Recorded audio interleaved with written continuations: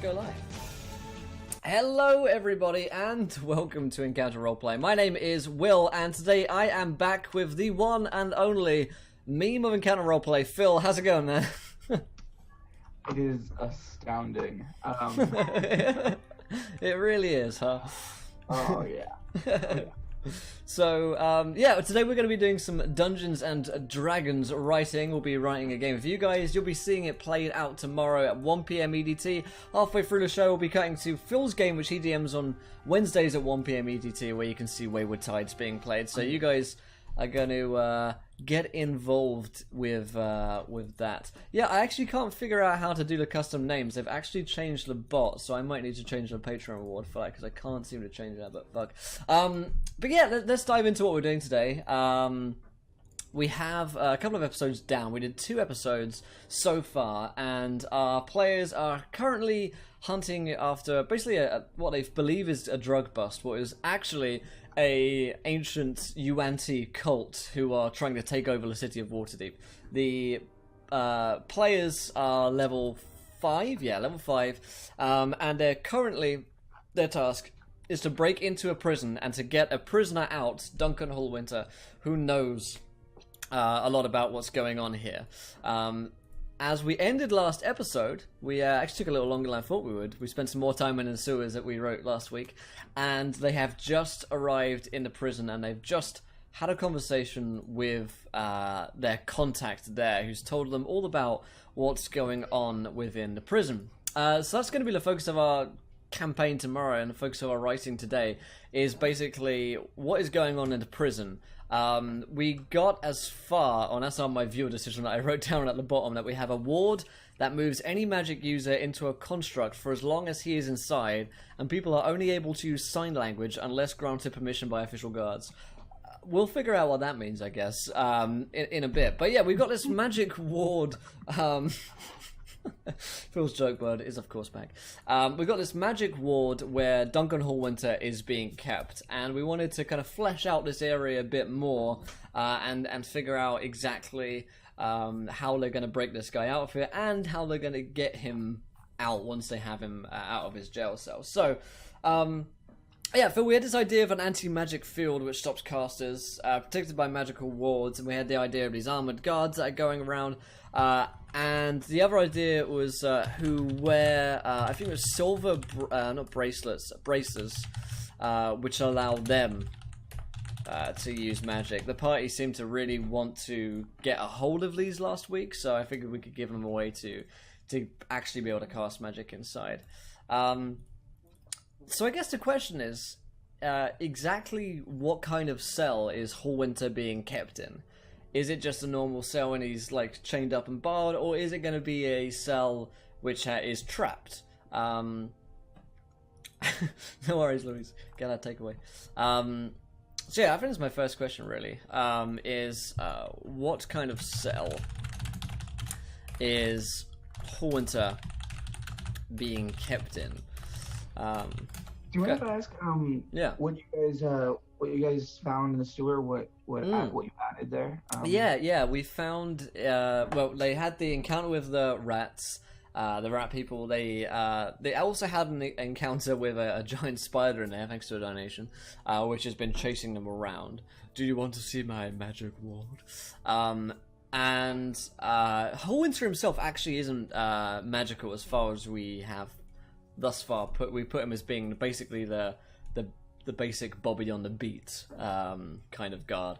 But yeah, they found the shipments of drugs which linked back to the Grey family. So they did explore that warren that they had up there. So I guess more the question would be, what are they trying to keep out? Maybe it's trapped. Trapped with I mean, we've got to be a bit mean, right, and have some kind of maybe like a puzzle, or maybe a like a timer. That could be quite interesting. Like you've got a minute to solve the puzzle. You can tell I've been playing this escape room too much, and now I'm like, you need a 4-letter combination, which will open the safe to another 4-letter combination. Yeah, trapped with some kind of magic. What's some cool magic traps that we could put in here, chat? I figured out Odditev for following as well. Appreciate that, my man. I mean, how mean do you want to be? I mean, these guys are level 5, so we can be a little bit mean, right? Okay. We don't have to be savage, but we can be rude, you know? If not mean, we can definitely be rude. Ooh. I like the puzzle because then it's like it's intended that somebody who knows the combination could open it. Yeah. Problem. Yeah. Constantly moving invisible walls that change configuration. That's an interesting idea. What about a magical lock? Something that lowers their stats temporarily. Huh, well, they already can't use magic whilst in the area unless they have the braces, and perhaps they knock out a guard. So it has to be something which can't be solved with magic. So some kind of puzzle which you can solve out without magic, and if you fail the puzzle, then the trap is triggered. Some kind of magic. If the puzzle is not completed, the trap is triggered. Yeah, if you get something wrong. So we could go with shapes, we could go with numbers that mean something. We could go like a combination, basically, that they have to like piece together. And they know that he is in cell B13. The other prisoner's in cell 7. I don't know, maybe there's some kind of number. That sounds like it could be complicated though. Thing to put together. It could be. I'm really bad with puzzles. I'm bad at solving puzzles, which makes me bad at making puzzles, you know? Okay, so what about shapes or symbols that mean something? And there are certain symbols which will... a certain combination of symbols which will be correct, and if you pick the wrong one, then it's false. So maybe there are clues lying around to remind the guards exactly what... Right. So the mechanical puzzle, always love number or color logical puzzle. Yeah. Okay. So what about perhaps like animal symbols, symbols, shapes, which mean what's up, dragon? Yeah, which means something. Clues lying around to remind the guards, and maybe trap fires and they switch bodies. Oh god, no. The switching of bodies, I like it. Let's have Judah, how you doing, man? To remind the guards, and perhaps the like the key to the puzzle in the guard room. So maybe there are a bunch of different symbols, but you could sneak in. Yeah. Okay, so what if there are like, Urban, what's up, my man? So what if there are like 4 stones, which could be pushed, that can be pressed, either in a sequence or just one of them is correct and the others are wrong. 4 stones with different symbols on them. When pushed in the correct order, the cell opens. When maybe it just sets off an alarm if you get it wrong, you know, like a and then guards come running, you know. When pushed in the wrong combination, yeah, the cell locks down. Yeah, we are dragon. Cell locks down, and an alarm spell is cast, I guess. You can give them leeway. Like you can give if it's pressed the wrong way twice. Twice, yeah. Because that would make sense for. Yeah. Because you'd want one fail-safe sort of, you know, drunken guard gets it wrong. Yeah. What's up, there? You can give it like do these is this the Yuan-Ti prison? Right? This is actually the this is the official prison of Waterdeep. But the Yuan-Ti cult are paying off the guards. To look the other way. I think a Sphinx is cool, but I think a Sphinx would be too high security for someone like Hallwinter in a like the Waterdeep prison. Continuation of last week, that's correct, yeah. Another cell opens and a creature is released who tries to kill them. That's kind of like it's interesting to me to think, you know, why they place the traps on here, and if that is the case, then a lot of guards might end up getting killed for getting combinations wrong. But it's possible that something is released. That's like maybe they have like a lockdown mode, and then they release a creature into the halls. Maybe that's the spider that they ran into in the sewers last week. And that's the beast which protects it. I actually like this idea more and more. Yeah, I like that idea, Shalom. At first I was like, oh, that's too high tech. But now I'm thinking, what if? They really hate that spider. Like, they hate that spider, the players. They really want it dead, and they didn't get to kill it last week.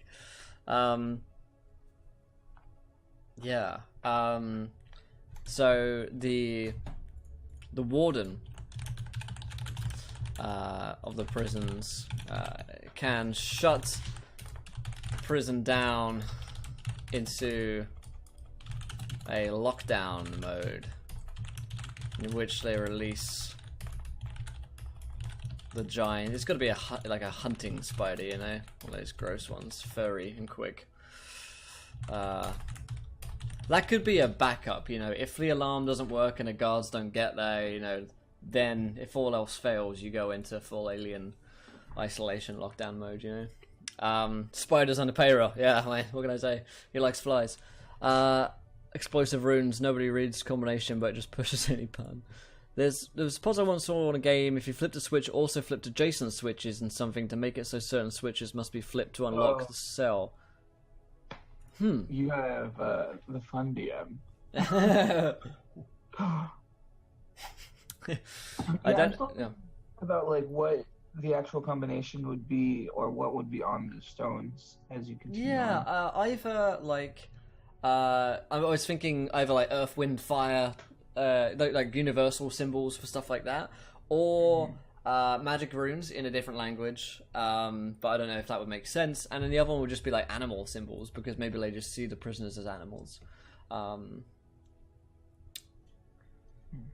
That's a puzzle where the prison have a puzzle most guard, then it's Mars. It's fun.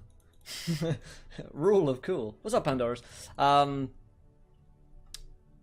Yeah, I like it. Self-lockdown, last spells cast. Wall of prisons.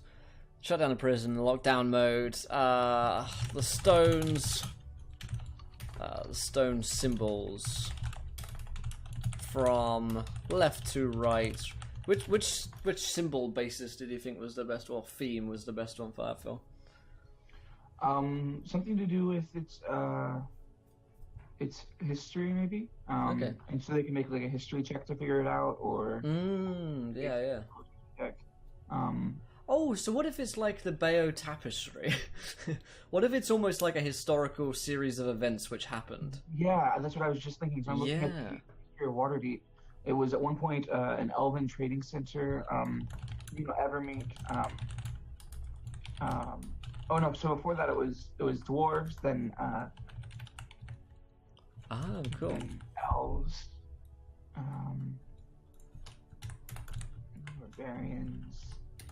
Barbarians, okay.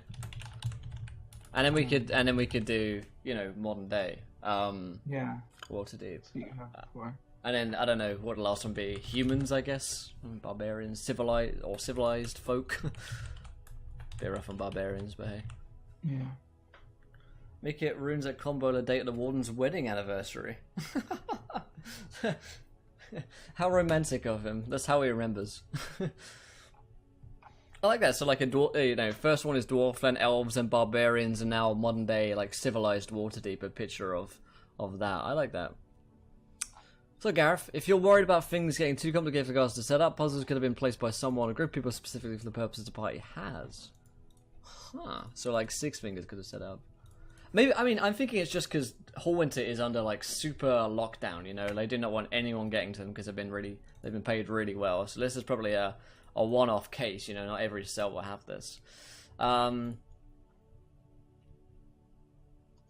maybe you have to. Yeah, okay. So we'll put them in a different order. So civilized is top. Okay. So that's a very, very simplified, as this page of like 3 pages of history tells me. That's a very simplified version of their history. Just a book. Yeah. I'm sure there are many intricacies. What's up, Yami? Thanks for the host. How do I... that's okay. Yeah, so you've got Elven Trading Center. So a history check reveals that historically, the city of Waterdeep was first owned by dwarves, then elves, barbarians, and finally the civilized folk of modern day. Perhaps in like a guard room, they can steal they can find a combination. The combination. I mean, that's just luck if they're like looking for it. Yeah, exactly. Yeah. Oh look, guys, it's this little. Combination can be found. Also, maybe there's a book about generic historical history. figures. Yes. The history of Tamriel is lying around. Yeah. In a. Hey, what's up, Mike? In a brief history of Waterdeep City, is by J.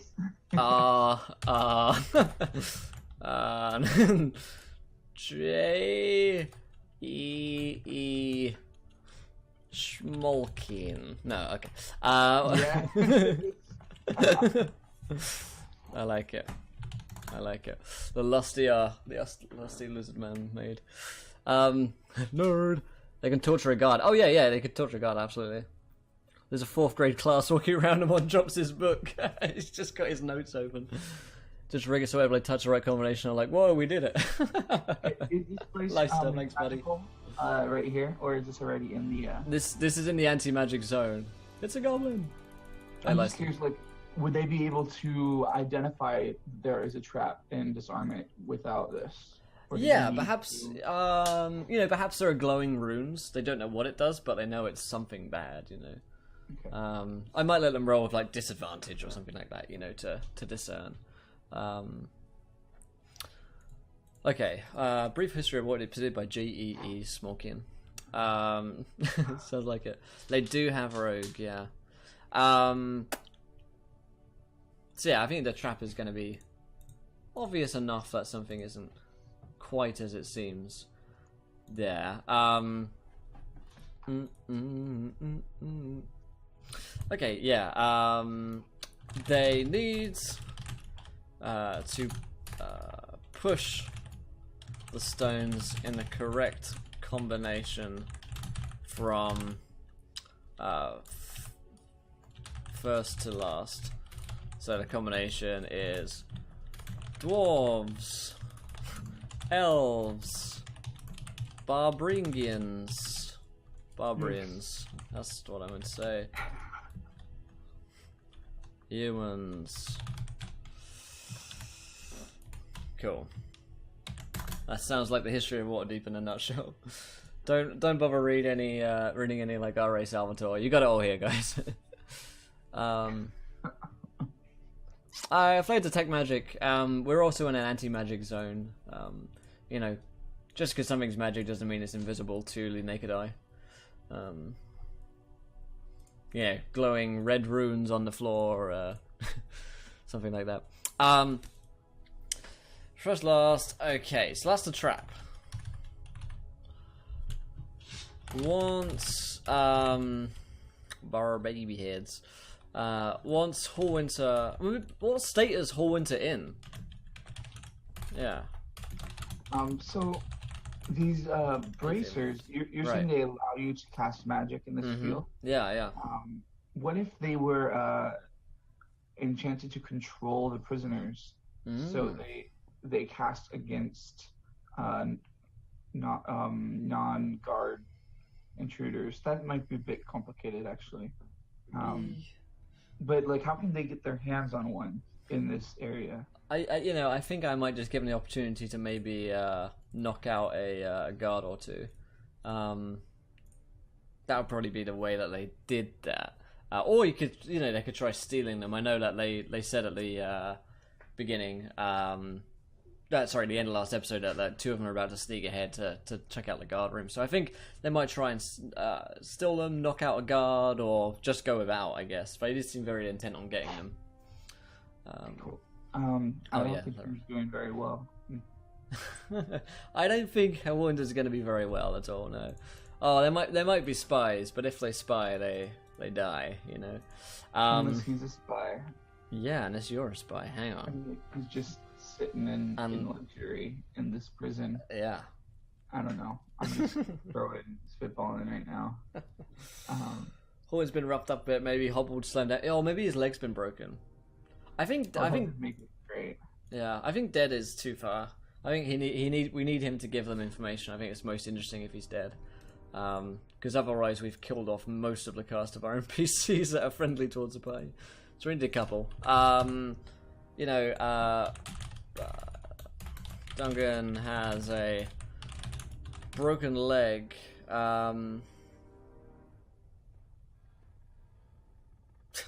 Duncan's broken leg and has been badly roughed up overnight. He has difficulty walking and can only move at half speed. So then it becomes the convoy quest. Haha! Dislocate both knees, they can still walk, but hurts us to be dragged. Oh, damn. Hello, I'm not dead. I'm very glad to hear that, Lovecraft. This isn't Game of Thrones? Oh, shit. Okay, has dislocated knees. Can you communicate with them there? Yeah. To, share information. Yeah, he can share information. Yeah, he can speak just and can communicate that there is some kind of order to the stone sequence. He, overheard one of the guards muttering, I don't know, about bloody history lessons or something that they're making him take. About having to take history lessons to remember it. Something like that. Yeah, they won't. It's likely that they won't have much time to interview Hallwinter here. And they're mostly good people, so they actually want to get him out of here, which is the funny thing. Cut out his tongue. And have medical stuff. Yeah, some of them have healing as well, like spells. That's likely that they can. Won't have much time to hear, so getting him out again is of utmost importance. Are they going to be able to go out through the way they came? Well, they know that the spider is down there, and they just escaped from it, and they're all pretty roughed up without much time to rest in here. Yeah, it's possible that he could black out from the pain with some kind of medicine check. I think it's likely that they might give him a spell, like Healing Word or something like that. Hey, thanks, Dragon. That's awesome, man. Most important. Okay, so it depends on a couple of factors. If the alarm is up, they may have to resort to facing the sewers and potentially the spider if it is still down there. If it is still down there. If the prison is in lockdown, perhaps several guards have been found killed.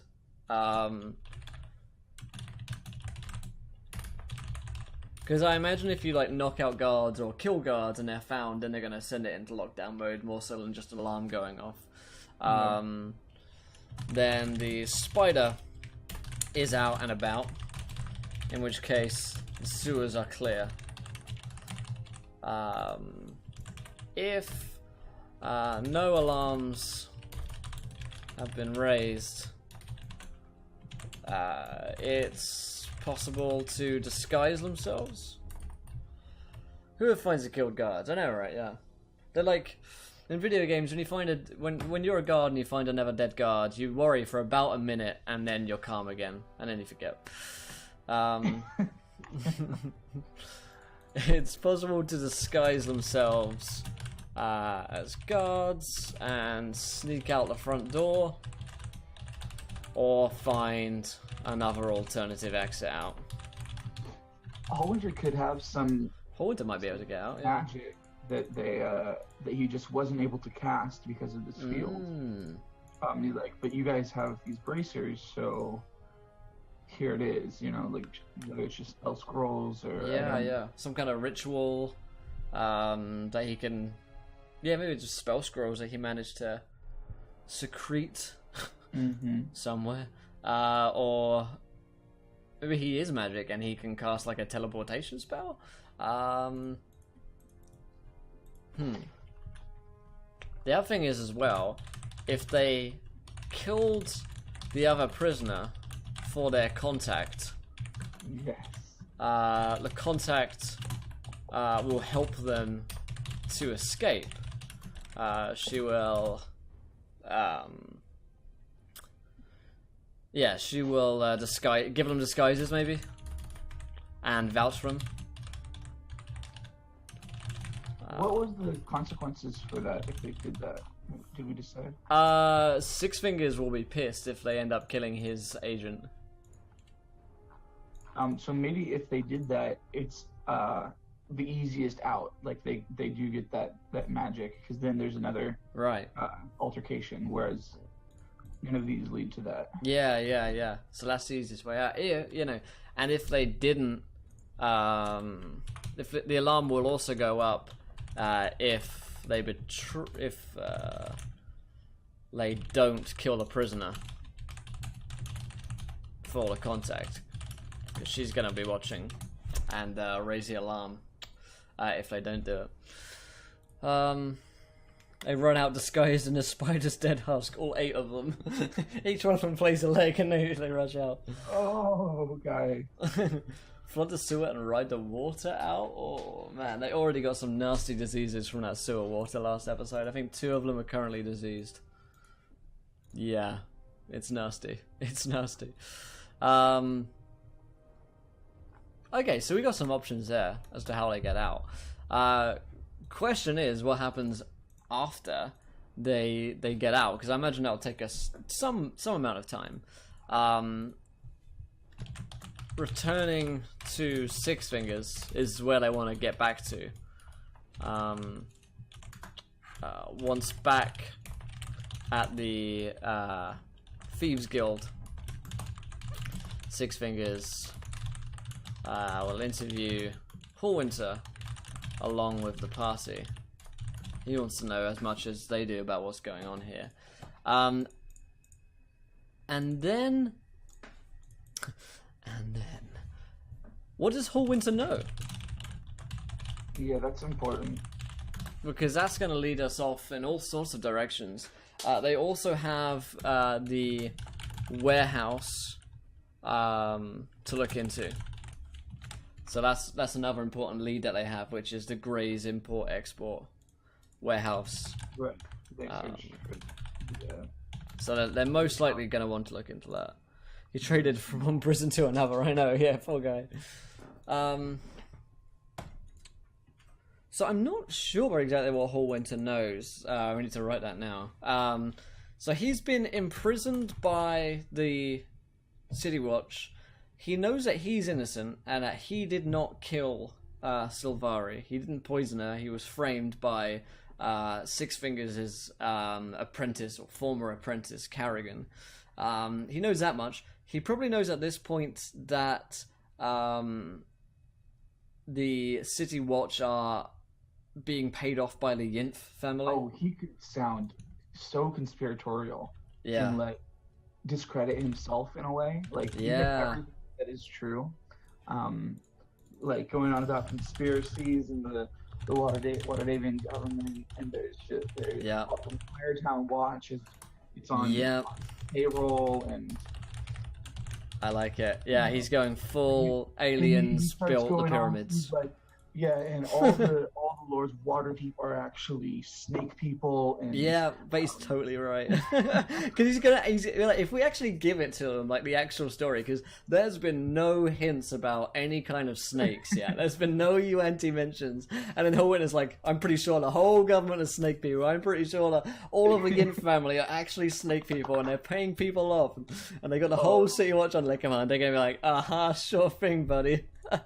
and he's been deprived of water and food. Yeah. And all this, but he's actually been communicating with the other prisoners, learning what he can. Yeah. I love it.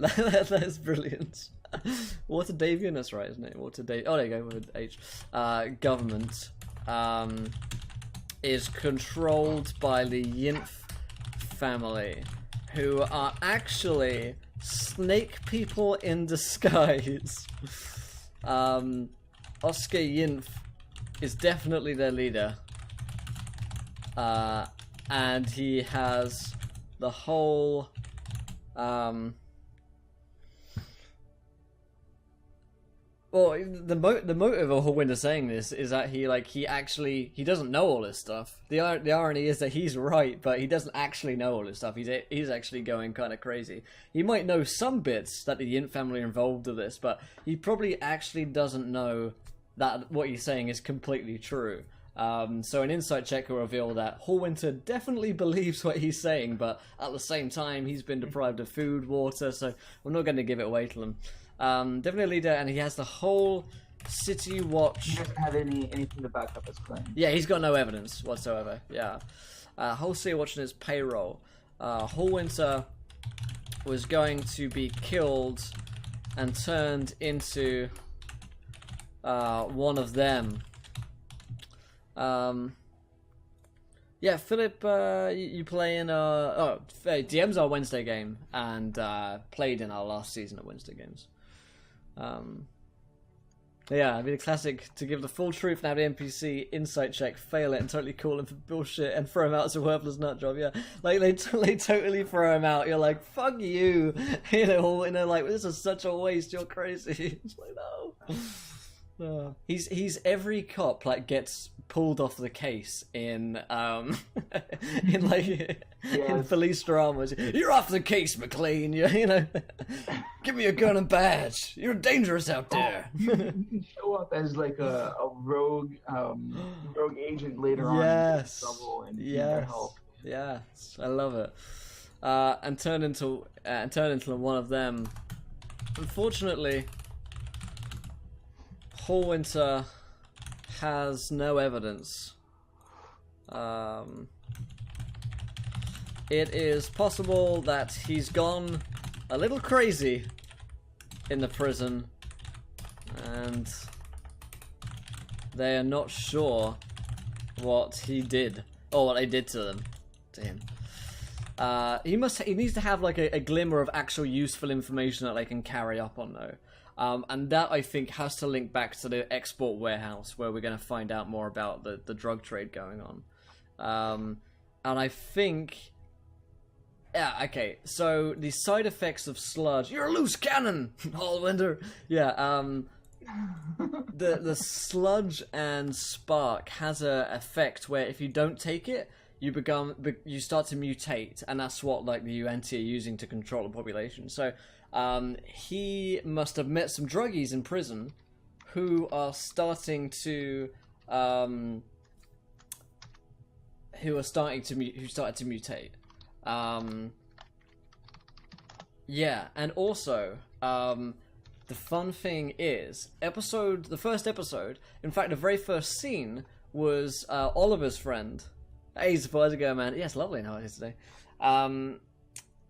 Oliver's friend, one of the players, a rogue's friend, he was actually a drug addict, and that was my kind of leading up to the whole mutation thing. So he might end up looking into his old friend if he finds out this has a really bad side effect, and that's another lead for us because maybe he's mutated and turned into something weird. So managed to nicely set up a little bit there. Without me even knowing it. Yeah. Okay. So yeah, he's kept that hidden. Maybe he managed to get some out. Yeah. They actually have some of it as well in their bags. Does have some information which he can prove is true. The drugs are sludge. Sludge Spark was very heavily used by many of the convicts before their incarceration. Those who could no longer get a hold of it began to go crazy, scream out in the night. Many complained of strange extra limbs growing out of them. Yeah. They were swiftly taken away by the guards as if they were ... experiments. Dun, dun, dun. So if Paul Winter is angry with them, do they even get access to this interrogation? What is the consequence? Ooh, yes, you're right. Yeah, that's a good point. Yeah. If the party have accidentally killed Six Fingers' worker, what's the term? Employee. Associate, yeah. So basically, for those of you who weren't here last week, we're actually about to drop it to them at the beginning of this episode. The contact in the prison is going to give them a choice. She's going to say, kill this random prisoner who's like a totally bad guy, as I mentioned last week, a drop the soap kind of guy, or else I'm going to... she's not going to say anything, but if they don't do it, she's going to raise the alarm. If they do kill them, it actually turns out to be one of Six Fingers' associates. He's the leader of the Thieves Guild who actually sent him out on his quest. And if they end up killing him, he's going to be fucking pissed that they ended up killing his man. What if the trap back in the prison released some of those experiments in more bestial forms? That could be interesting. There might be some evidence that they see at the prison of that as well. Or they might overhear a guard conversation or something like that. Yes, he will be pissed. He and his associates are deadly assassins, and not to be crossed. He will explain that he heard word from their contact. He'll be mildly annoyed, mildly pissed off. Oops, that's not going well. That his friend was murdered by them. So what's the consequences of that? I don't want him to just straight up murder the party or try and kill them, because I feel like he's a useful lead to have and a useful NPC to kind of use throughout the campaign. Yeah, I agree, Drake. The ones that love to cross over and over again. What if he orders them escorted out, and then, like, as they're discussing what to do next, Hallwinter gets, like, kicked out into the snow because Six Fingers thinks he's gone crazy. Okay. So they still have access to Six Fingers, to Hallwinter, but no longer to Six Fingers right now. Okay, yeah. So he doesn't want anything to do with it anymore. I like that. I'm joining a curious. Oh, Fader, you two hats even. Damn it. Thanks for following. I just joined. I'm curious, when you plays adventure, seeing the process of writing and how it gets narrated to the part would help me my adventure time. Yeah, tomorrow at 1 PM EDT. I think Ayami's got you there in the chat. That's when we stream this game. So He takes out a contract on them, becomes a recurring villain with the spider. See, yeah, the thing I'm thinking of this campaign is that I've got a lot of enemy villains. We've got actually a whole family of enemy villains. And we don't have many friends of the PCs right now, or useful NPCs. And the problem I've found with campaigns where there are only enemies is that it's very difficult to give information to the players that they need, because they just end up killing everyone. So I think Six Fingers will be pissed. But he's not gonna try and murder them. Because I think Six Fingers is an intelligent person, and ultimately he is on their side. It's just that he's annoyed of them. And maybe... Thank you to Sir Dr. Smittendale for following as well. Welcome in, buddy. Maybe if they don't kill him, then he'll give them extra assistance. And basically what they lose is that extra assistance if they end up killing the associate. Yeah. Okay. His friend is murdered by them. Yeah, maybe he'll demand payment. That's an interesting idea. He'll certainly throw out Hallwinter and Lapati before he rises to any further anger. But maybe he owes them. They owe him a blood debt. You know, they took a life against him. Now they have to take a life for him. That could be interesting. A side quest. Yeah. He makes it. I think he wants to interview Hallwinter, so that might be delayed. That he throws him out. Okay. Yeah. Okay. But I love the idea of he needs somebody killed now too. Yeah. That's the way a mob boss would think. I agree. Yeah, because Six Fingers has been this kind of weird, sort of almost mysterious figure, but kind of benevolent. But there's always been that underlying level of this guy is ultimately the leader of not a thieves guild, an assassins guild. So he's got to be pretty cold and calculated. In fact, he is a lizard man, so his blood is actually gold. Makes it clear that they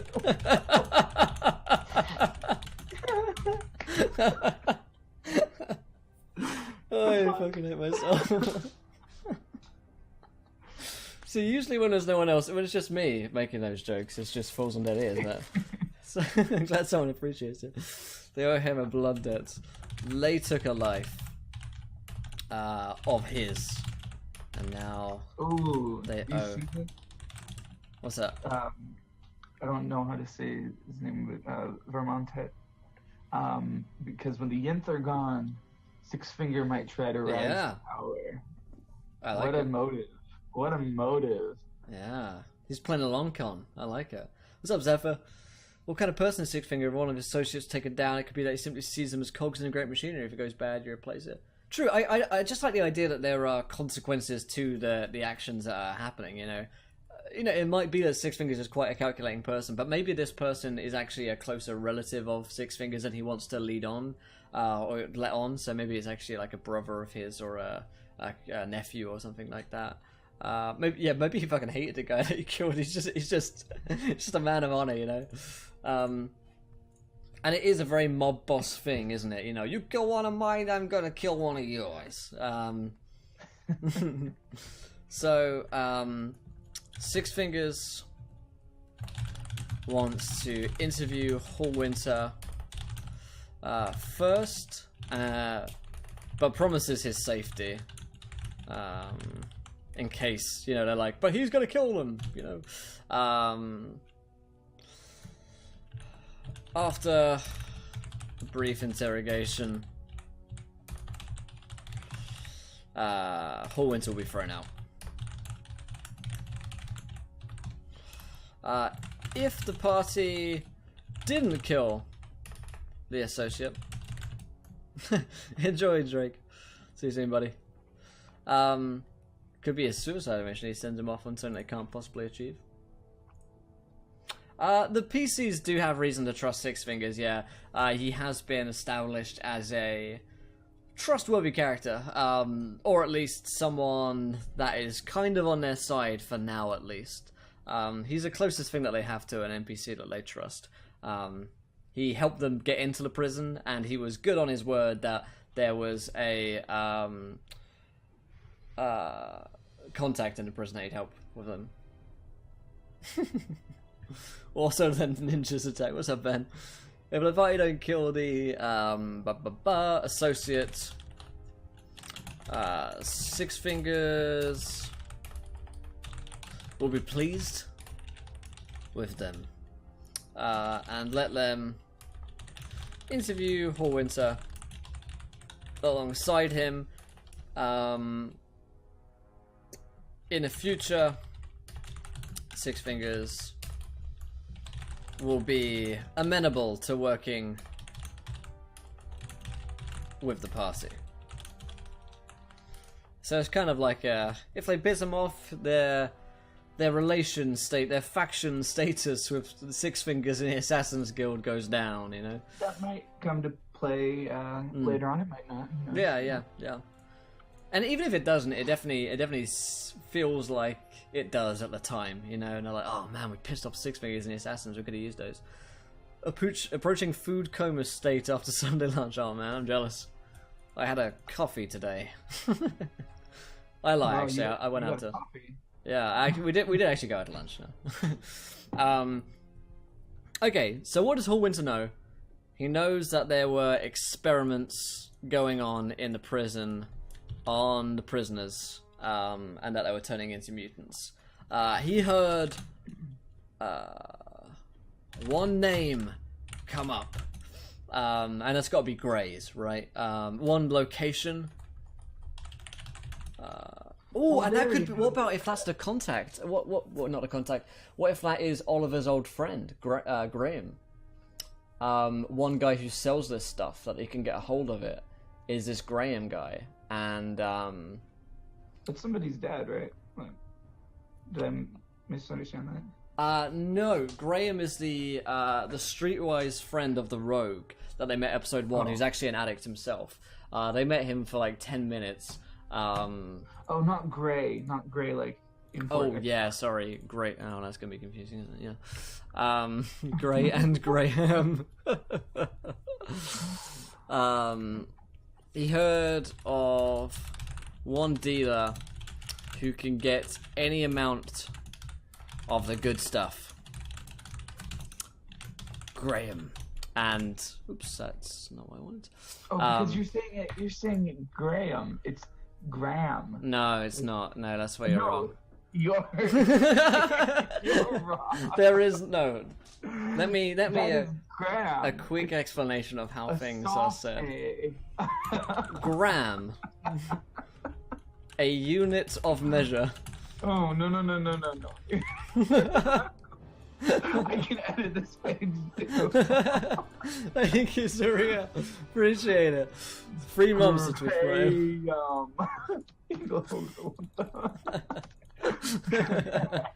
Gram. No, not at all. Not at all. I recently had an argument with Sydney about this. Oh, really? So I'm not the only one. No, you're not the only one that's wrong. It's okay. At least she's American too, right? She's American too, yeah. That's why, okay. Yeah. Metric system power!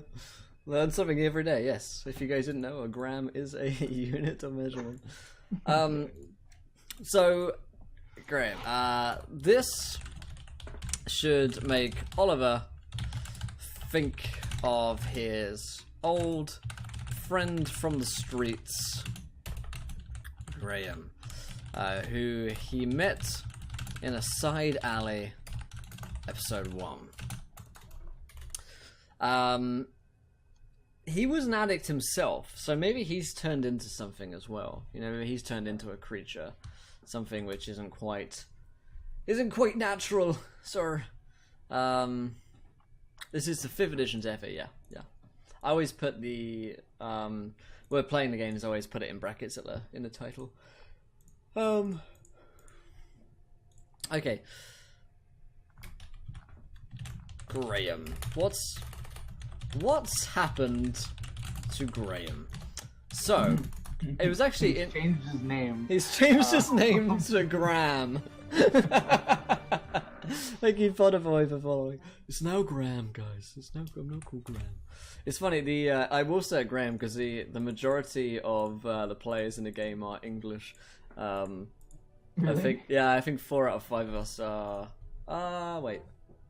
That's amazing. Okay, yeah, 3 out of 5 of us are English. Lauren is American, and Julian is Canadian. So yeah. All my players. Well, actually, one of them's Canadian, right? But anyways. For extra Yankee baiting, I have another character named Bernard. Bernard. Did you just say Bernard? Bernard is the name. Oh man, this is devolving. Okay, so what happened to Graham? In episode 1, back in episode 1, Graham gave Oliver some information on the drug trade. Can we get some debated in chat?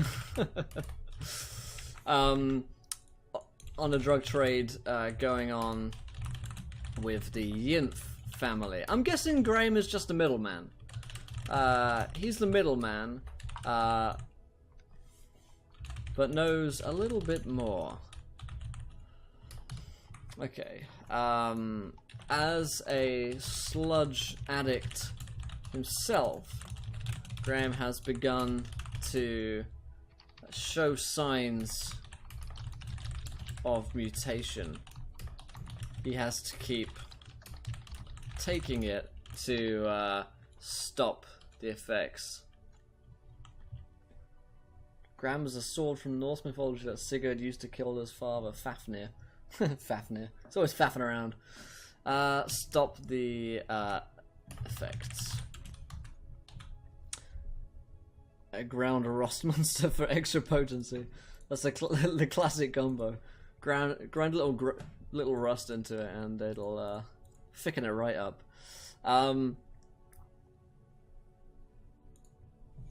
Oliver, I'm guessing Oliver can set up a meeting with Graham via like messenger Raven. Oh, and what if Graham tells Oliver to meet him at the import-export warehouse? Yeah, at the warehouse. Warehouse 51. He's like, but I might need like some magic healing. Like, I need you to promise that you can do this or whatever because I'm having issues or. So you think he needs help, and that's why he's reaching out because he's actually finds himself in trouble. Yeah. And he knows his old friend has friends, yeah. That goes to the point, like, at these early stages of mutation that he's in, what would be enough to get rid of it? If anything, you know. Well, I know, like, later on, once they totally devolve, there's no going back. Yeah. You still have the intelligence in the cognizance of the human. Yeah, there must be some kind of formula that they can, like, study to try and make. The sludge comes from a leviathan beast in the water, a dead beast, dead or dying, I forgot which we decided, that Kraken cultists pull from the intestines of the leviathan, and they like grind down and make this formula. They ship it in through the Grey's import-export warehouse, and then Ratkin folk take it all through the sewers of Waterdeep and hand it out to different distributors. So yeah, it's basically made out of the insides of ancient whale intestine. How close our worlds are, like on the fringes of each other. Yeah, that actually is funny. And maybe we could do a crossover episode of Wayward Tides and Beginner's Play. Yeah, something that suppresses. We'll see if my players ever find out. No, I'm sure. Ever find out what's actually going on. So he's the middleman that knows a little bit more. He mentions that he needs healing, and makes Oliver, there's a lot of Olivers there, promise to bring it if they are to meet, or if he is to talk. Bernard can run the product that suppresses it. Oh fuck. Okay, he's a middleman. Knows a little bit more. So, maybe if they're still in the good graces of Six Fingers. Six Fingers, he's been doing some investigation, and knows about these slight mutations. He doesn't know the full extent of it, just that there are side effects. Yeah. And how to stunt them. Yeah. If Six Fingers still likes them, he's been doing some research into the mutagen effects of sludge. What effects of sludge? Because he'd have such resources, right? Yeah, he's a poisoner. Yeah, and is working on a cure. Okay, the cure for mutation is monopolized by a demonologist in a city who brews it from summoned demon brains. That's kind of nice. He just brews it up in a nice big pot and sells it from like tomato soup.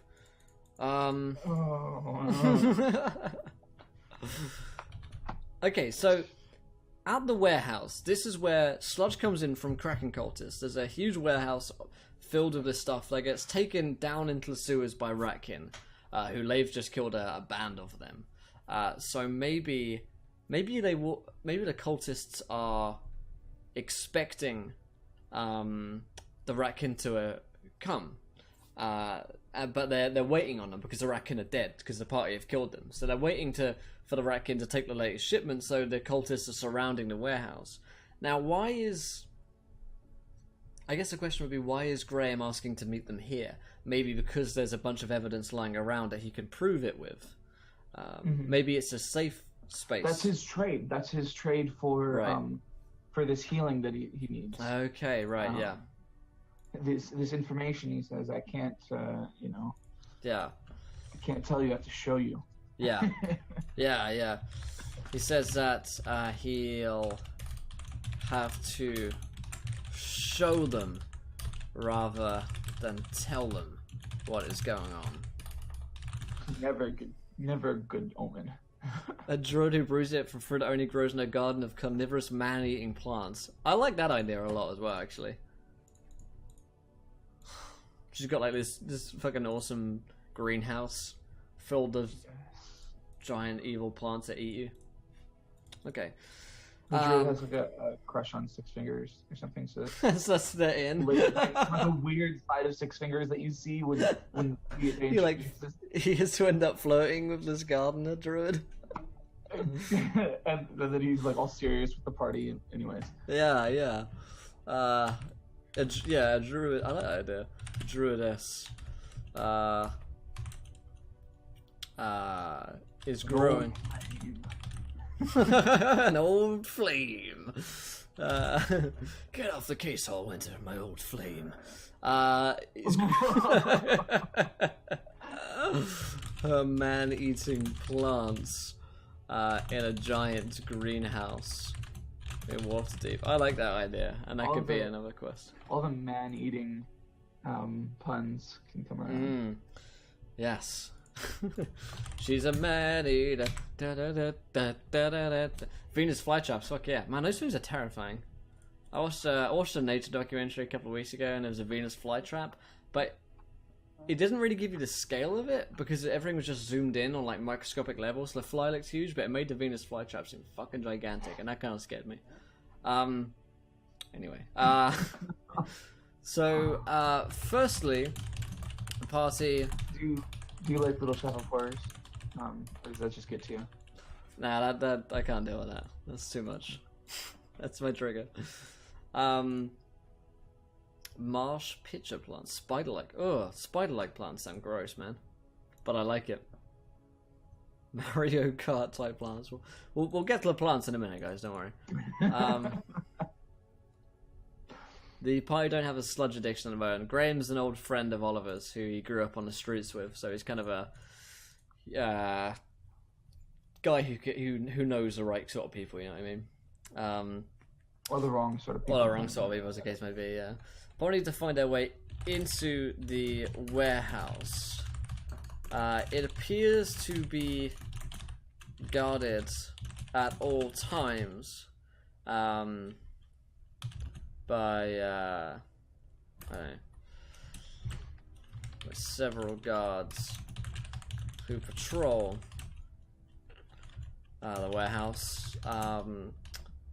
It's near the docks, which provides easy access for huge amounts of crates to be brought in. When a party arrive, what's that hard now? This is going good, man. When a party arrive, the cultists, unbeknownst to them, appear to be waiting for someone outside. This should give them, also provide some eagle sounds, yes. This should give them a chance to slip in, meet with Graham, and see what's going on before. I think, would Graham be in the warehouse, or would he just know where it is and be able to take them there? Yeah, maybe that's it. Maybe he knows where it is. Okay, yeah, okay, and slip in and see what's going on. I don't think he's like working with them in any, besides. Yeah, you're right. Yeah. Selling, buying and selling. Yeah, Graham can show them to the warehouse. He needs to know a little bit more because they already know what the warehouse is. They could probably find it if they tried. So he does need to know a little bit more pertinent information. Perhaps the case is that they, when they get back to Six Fingers, he has a message from them and Graham sent it. So they immediately have that lead rather than just going off the warehouse themselves. Right. He can get them in, and yeah, he can get them inside. Maybe he's got. He knows the times that the patrol are looking the other way. Maybe Graham can show them the world. Six Fingers has a message, which was left for Oliver. Yeah, I like that idea, Zephyr. He knows the patrol route. It's from Graham. Okay. Okay. Turn to the warehouse, and he knows that at midnight each night there is a few minutes gap during which the guards, I don't know, get an ale from the local tavern and come back to their patrol. Slip inside the back room of the tap room of a tavern to grab an ale before returning. Yeah. The party's interest in Sludge is basically they've got strong motivations to look into this whole thing. Their friend has been falsely accused all winter, and they are implicated as well.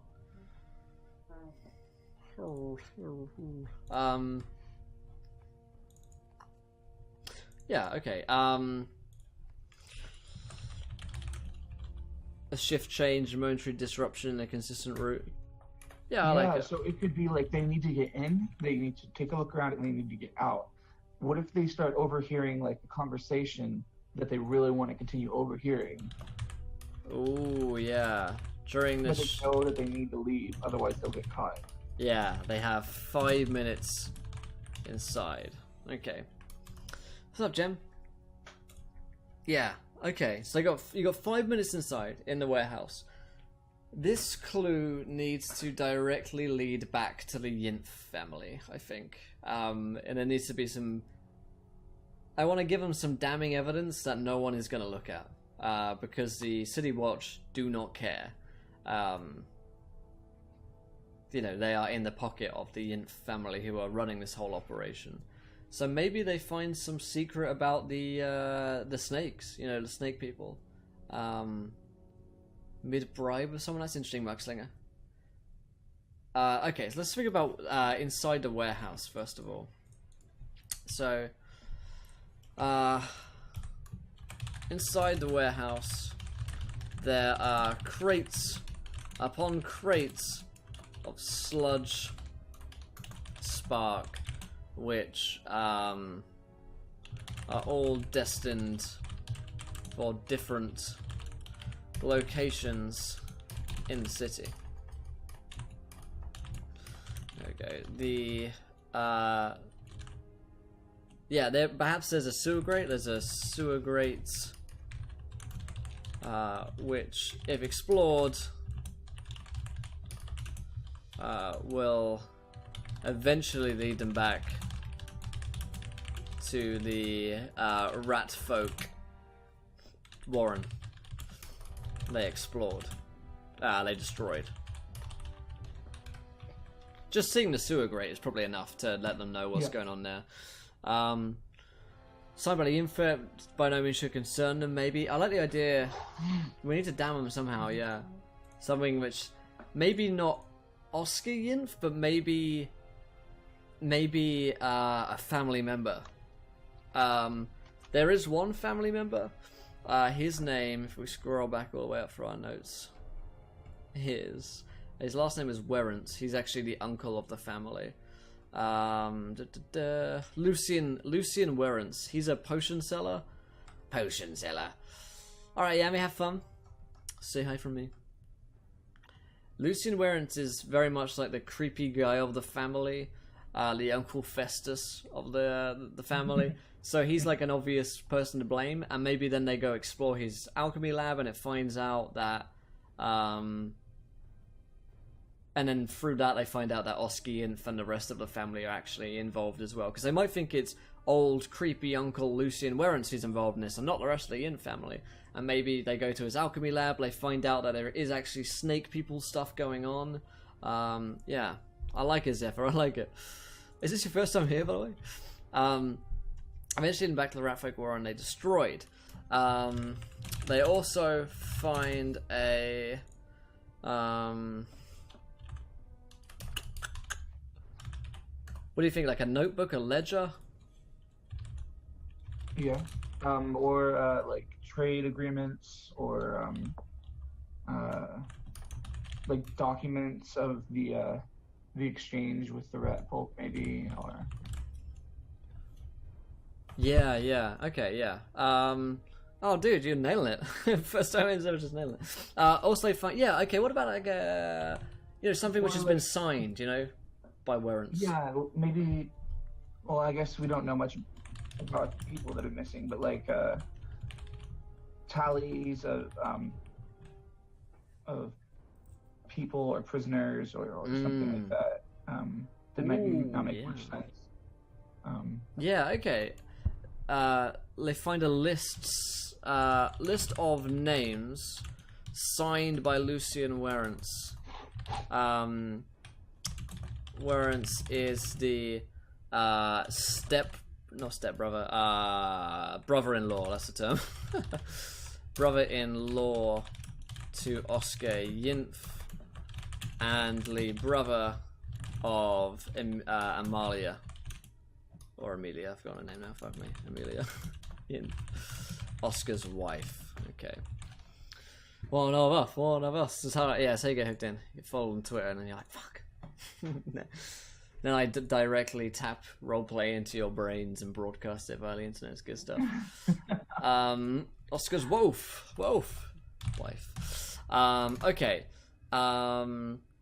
Yeah, a quick history check reveals that Lucian runs all of the potion stores in town. Now, there is another NPC connection that one of our characters has. He actually worked at a potion store and helped out with this one girl in episode 1 as well. And maybe she knows more about Lucian Werrants as well, and that could lead her back. Maybe her store is actually technically owned by the Werrants family. Maybe they begin to suspect her. I'm gonna level D myself, so it's kind of fun. Oh, awesome, dude, nice. Lucian runs all the potion stores in town. This might make Haggett think Hagen think. That's Oko's character. Think of, and I've forgotten her name. If I ever wrote it down. I didn't. Damn it. Thank you to Zephyr for following. Welcome in, my man. Appreciate it. A gentleman and a scholar. I might have written it all the way up here in my notes. Under episode 1. Yara the Alchemist. There we go. Thank God for me. Thank God for Google Docs and taking notes. Yara the Alchemist, who runs a small store. Okay, I like it. So that's a possibility that they could look into with Lucian. And now the list of names. I wonder if the list, like you say, are of people who have gone missing, and it's either a list of people who have gone missing and have been like killed or silenced by the Yin family, or it's a list of cult members, people who are in on it. Ooh. Wow. And then that gives a lot of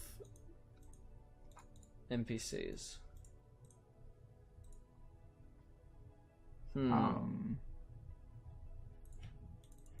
So, see, now I'm thinking, like, what if like General Vinton's on there? What if a couple of their allies who are NPCs are actually on that list, and then they begin to suspect? I don't know. Yeah, but would Six Fingers be on that list because he's Yonti? Yeah, that's true. But they have no context as to what the list is. They just know that these people are on a list. He's not going to write people who are in my cult and then sign it. It might be a list of people that they're looking to recruit. It might be a list of people that they have recruited, but the players have got no fucking clue what this means. They just know that there's a list of names, and this has been signed by Lucian Werrance, who is a dodgy bloke. But next week you're going to come into meeting him, probably. So exactly, yeah. What do you think? I think that it's a list of maybe the sneak people in the city, or the high ranking. So maybe not all of them agree with what's going on, but on this ledger they're all brought together. So it's either people of interest that they're looking to recruit, or high up members. Hey, Dr. Nagush, 2 months. Holy shit, man! Appreciate it. Damn, that month has gone by quick.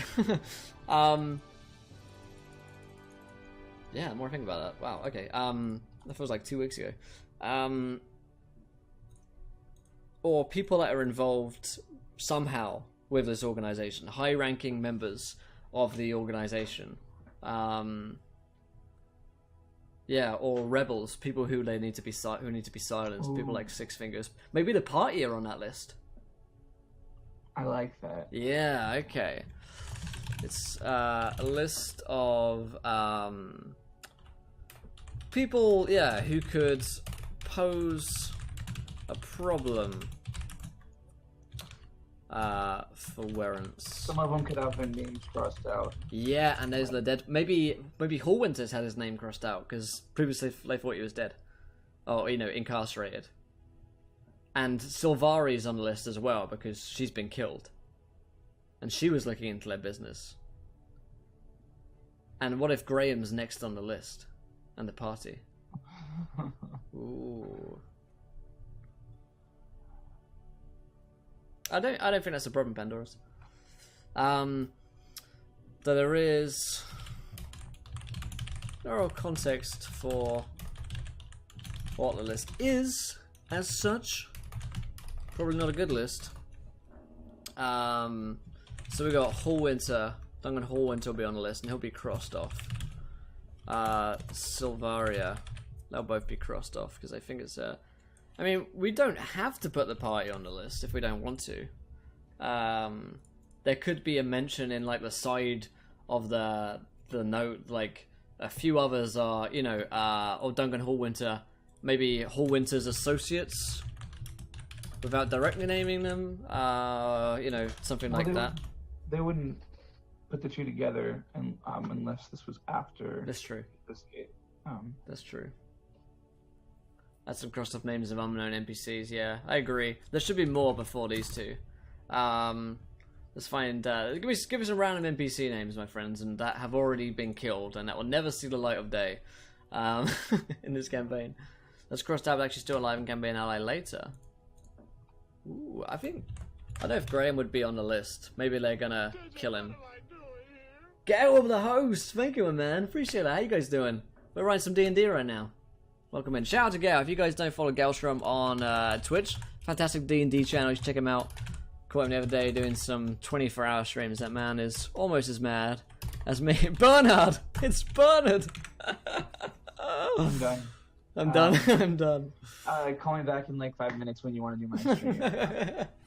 I'm done. Not enough bird memes for me. I'm out. That's it. I think it's the British pronunciations, but it's not. Yeah. Okay. All right. So we're going Bernard. Yeah.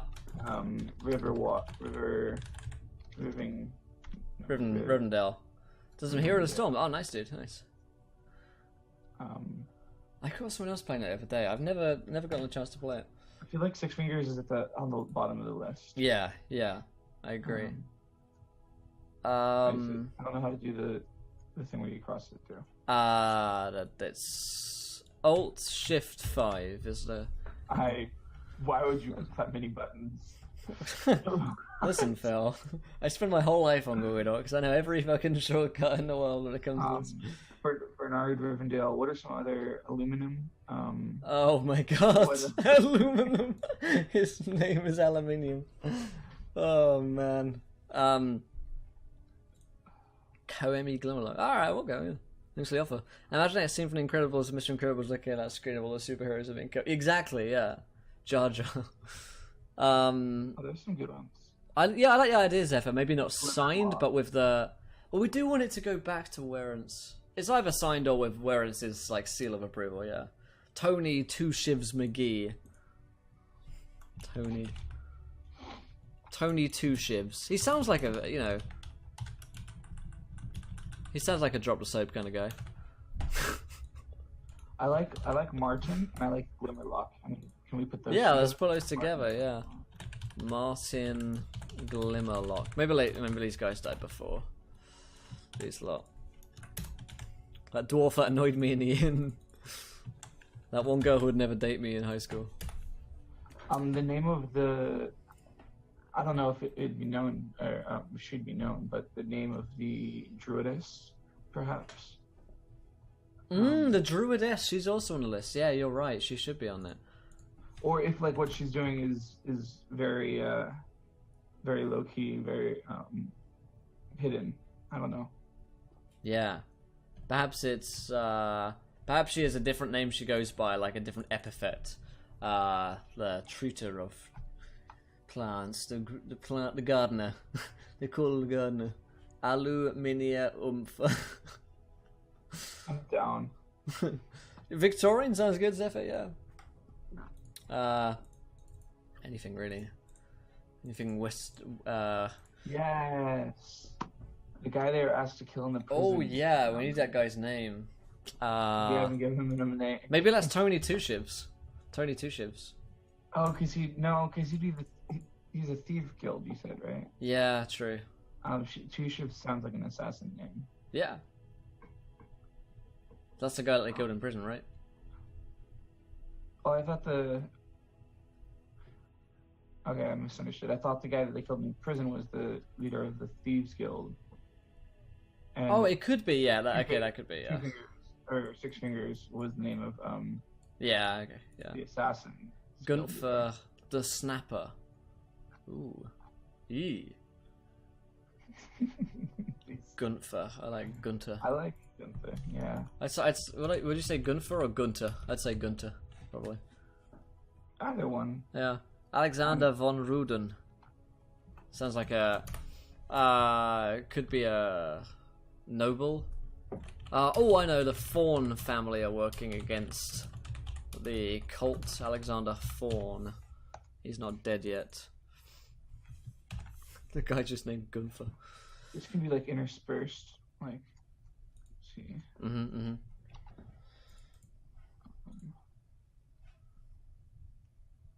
Yeah. Okay. Yeah, I like that. Does Okay. Graham have a last name? He needs like a street kind of name. Let's see, Angelique Stormbrewer, Derek, Graham Derek, Graham O something, O'Malley. Oh. You're giving him. Okay. Isn't that like, I think there's a character from Ben's Tuesday campaign had an O'Malley in there, so could be a nod to Ben's campaign. Yes. So she was a Southern Belle, I seem to recall. I like that even they don't know Six Fingers' real name. Yeah. Oh yeah, yeah. Andaris Heimdall. Andaras. Let's put Gunther Andaras on there. That should be good. With this information, party should be able to what if they overhear a conversation, like you mentioned, and they begin to look into Lucian Warrants. Yeah, maybe there's a conversation which becomes overheard or something along those lines, yeah. They want to stay, but they can't. They want to stay, but they can't, yeah. Yeah, at that time they're coming back on the patrol, but we're just hearing this last bit. And the murderer is... And we do this with the bodies. Yes, and then we turn them into... All of the evidence is stashed here. Luckily, no one knows of our evil plan that we're about to reveal. If only you could stay and listen. Oh man. Essentially. Yeah. Okay. Yeah, that's true. You give them the option to stay, and they Yeah. stay, and that's just a whole nother bag of worms. Is that a saying, right? Yeah. Okay, I don't understand it, but I knew how to use it. Can of worms. Can of worms Can is of worms. usually That's the why saying, it's not a bag so of weird. worms. That's a whole new bag of worms. Too early. That's a whole new can of slugs. Yeah. Stay a while and listen. Let's discuss our evil plan in this brightly lit area. All right. Well, should we do some writing for you, Phil? We're halfway through this show, so seems like we could get some writing for your campaign on Wednesdays done. I think it needs it. Well, that's my character sheets. What's it? Wayward Tides. Let me find this. Wayward Tides. There we go. They made it out of Wrethgard. Yeah.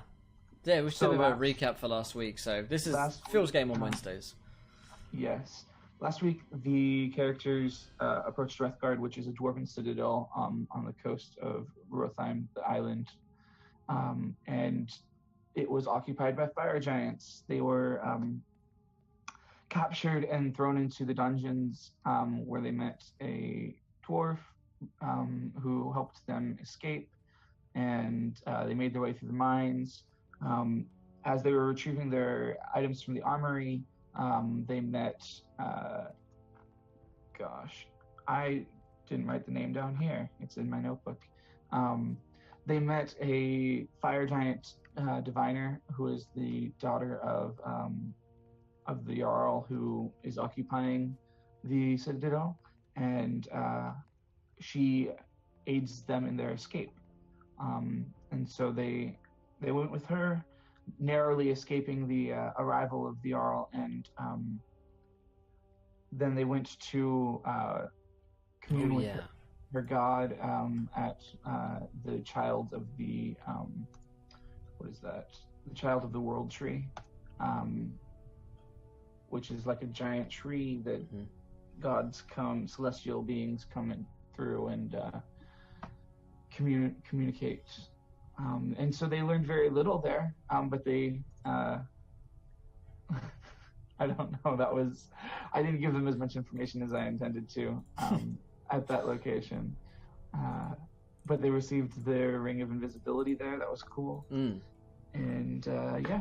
So the quest for Wednesday's episode, for today's episode that we're going to write, what's the main kind of thrust of the episode, I guess? They were tasked initially with locating the source of the pollution which had been spreading from the island, and it seems that there is something more sinister behind the pollution being caused from the fire giant occupation.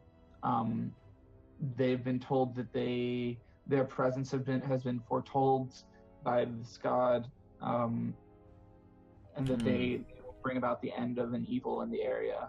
I don't remember. Did you guys get told that it was the Illithid, right? I believe so. Yeah. So they know an Illithid is gathering forces and had something to do with the occupation of the Citadel Wrathguard, and so they're just very they know that to end the pollution they need to end this occupation, and right now it seems like the enemy behind it all is this Illithid. Yeah, fucking Illithids, man, always. So we gotta go to the underwater place, blow up the Illithids, and we're all pirates as well, basically. Yeah, I'm playing in this campaign. They're all the same character. Some of them like to cook, some of them like to flirt, some of them like to... I just like to pirate, man. I like to buckle swashes. Pirate, yes. Buckle the swashes, or swash the buckles, whichever way you do. Whatever you do. You do you, man. No king shaming. In any case, they know that this Illithid has a lot of influence, because typically fire giants should not be able to leave the mainland of Faerun and have any impact, but somehow the storm giants were overcome and the dwarves in their citadel were overcome. So there was a lot of behind the scenes manipulation of people and forces. So it's probably unwise, and they will be warned so, to simply confront or locate this Illithid. Rather, they need to learn more about it and recruit allies. They learned about the possible allies in the area last time, which are the sea elves, typically neutral, very, very hands-off in terms of wars going on between other races. There are the storm giants, who they're all across the seas. And then there are the barbarian peoples on Rothheim, the island. So yeah, this week we need to learn more about the Illithid and her forces. The best way to do so would probably be to investigate the city or meet with the storm giants. Now the storm giants would not meet with this fire giant. So that's... Oh yeah, we got a fire giant with us, so that's not going to go so well. I think the plan was to look into the underwater city, but at the end of last episode. So I guess that could be something we look into, or at least just to start writing, I guess. All right. How will the pollution affect the allies? Badly, I think. I think from what I remember, it was going to eventually kill them, like the giant turtle. The turtle dragons. Yeah, turtle dragons were going to die if the pollution was allowed to continue. This city is going to be a remnant of what it usually is. Oh, I should get my underwater music going for this. Like play my plinkety plonky underwater music for. We got to see a glimpse of underwater life when we left Waterdeep. There's like an underwater sect of Waterdeep that's off the coast, and it was beautiful. It was this clear or rainbow crystal that made up most of the buildings and the roads, and it was busy with life. And they were attacked by a rogue, but besides that, it wasn't a beautiful thing. Whereas Asgore is not. Not so nice. Yeah, we definitely have a stake in the situation. We've already been paid, and we're hoping for more payment. We're also meant to be like destined to do this. There's a certain aspect of narcissism which my character Elysium is playing up to a bit here. I think. I am the chosen one. Our score is not beautiful. Good. You know what, Will? Ask or it's Ask Carl. I know what I'm writing. Ask Carl. Carl! Right. The sunken city. Hey, nice one. What a lich. Alright. So what kind of city? So we're underwater city. Has it got different kind of dangers going on? Yeah. I want to fight anglerfish. You want to fight anglerfish? In real life, yeah. No. I can't tell when you're like IRL. In IRL wanting to fight anglerfish. Can you imagine me?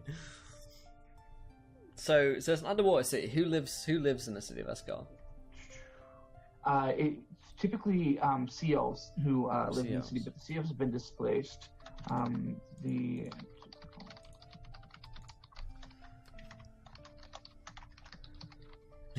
Coral that kills people. And town is overrun by Vestresses. And Vestress is the Illithid, right? yes, which Okay. I mean you haven't put two and two together necessarily. Yeah. But you've definitely heard the not. name. I haven't even got two yet. Let alone two twos. Okay. I want to fight Poseidon. I can make that happen in Imperator Season 2, Louise.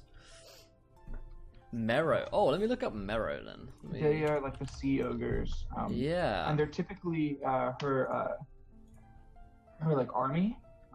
But it's like with this Ooh. pollution and her increased power, she's been recruiting more of them.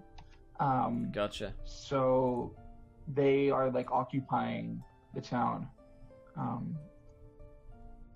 Man, how sexist of me. I thought Vestros was a guy. Male elf. Yeah. I assumed his gender, and it's 2017. What the fuck's wrong with me? So I got Merrow. You can do better than that, Will. Yeah. I can be better. I can be a better me. Also, I don't know how much Illithid are gendered, but I don't know. Well, Not gonna you worry gave about her it, gender. I mean. yeah. To be fair. So Let me see if I can her fix that's just Marrow. While Let me see the stats on the Marrow for you guys in chat here. Marrow CR2. Okay, cool. but they're all over the place is the thing. Like it's Yeah. going to be just a force you have to On deal numbers, with. yeah. So Let's do that back there. there remain a number of CL Sea and turtles. Brighton, which Sense of Maybe. myself. That's when you know political correctness has gone too far. Duragar pirates wearing helms that look like Illithid skulls trying to plunder magic items from the sea. See, the Illithid are mind flayers, commonly referred to as mind flayers. The badass tentacles. Duragar pirates. They are gonna eat. Yeah. Why don't chat throw some ideas for some creatures that we might find in an underwater city filled with marrow. I'll find some images of marrow. You know what for we you guys. might find though is The giant anglerfish. no floating at the city's. So this is going to be our first what do you call it? First impressions. This is my Of the first city. impressions review. Like and subscribe. Floating. I'll find this picture of a marrow for you guys in chat. Creatures that might be found alongside these guys here. Floating 5 feet from the floor of the sea, the ocean. A shark. Attached by Shark their people. Shark ankle tail. to rope of kelp. Are constructs a thing in this setting? Of what kind? Of what sort? Yes, constructs in general, but not like extremely intricate ones. Okay. A note on that in a second. Were sharks. Fuck, man. Google Dwarf. were shark. What the fuck comes up when you type that? Oh shit. So it's sort of like you know how pirates are hung at the edge of the city. Yeah. At the beginning of Pirates. The dwarves from the Citadel and sea elves. Sea elves. Cedar. Dissenters. Apparently, were sharks are from Midgard. I didn't even know that about Midgard, and I interviewed the creator of it. Right. No, awesome. Okay, we don't have to wear sharks, but they are cool. Alright, so that's like the first thing you see as you come in, like, Every time I touch water, I become a shark. these corpses on the edge of the city, warning people about disobeying the law or dissenters will be trespassers will be shot, that kind of thing. Something, You know, maybe there's a mantra about order and Fun fact about me, I was once in a band called Trespassers Will Be Prosecuted. It lasted about 2 days. It was really good. Yeah, and I was 2 about days. That's 13, longer 14. than any band I've been in, let me tell you. Wow, there you go. I've we never could be in been a band together if you want, Phil. We'll look for opportunities to do so. We'll look in the future. It's hard pass from Phil. I won't say yes, but I won't say no. Yeah. Basically, yes. Slightly translucent gilled women with sharp fangs, their legs chained together and fused into one horrifying fin. Bruh. Fusing legs into fins. Trespassers will be shot, survivors will be shot again. Who would do that? I guess Illithids might. Well, I mean, Illithids are they control populations, right? They mind control people and they enslave. So it's possible that you'd have some kind of slave faction or race going on within the city. Yeah, I'm checking these out. I'm gonna run and grab a drink of water real quick. I'll leave you in charge for 2 seconds, Phil. Subterranean dwarves that hate water. Yeah, that's why that was weird to me. Shark men warriors. I love it. Were sharks. I'm amused.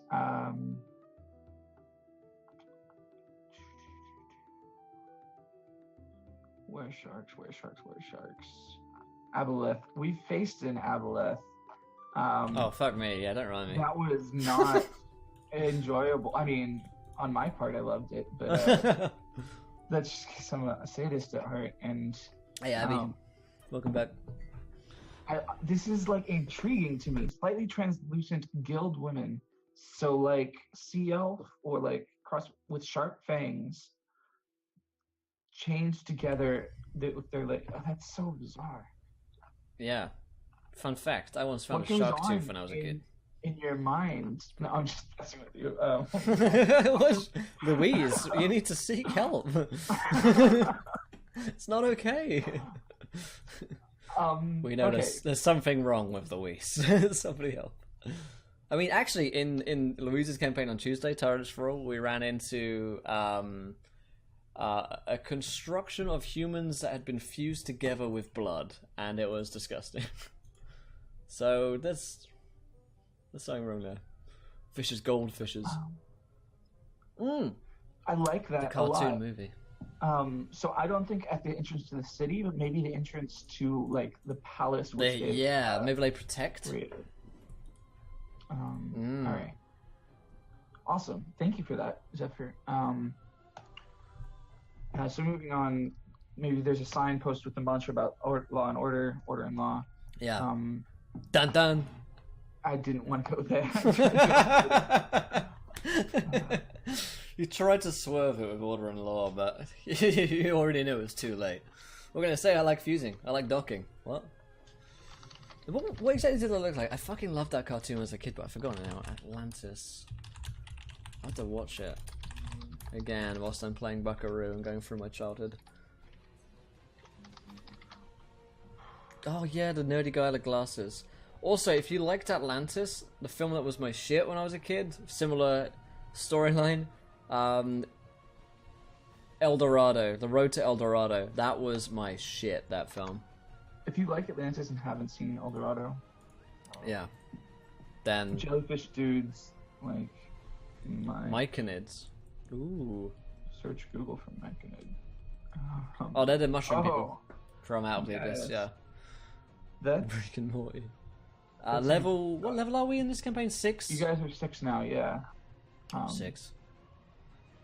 So you guys are going to come into the city. Your goal is to learn about where the Silithid is, right?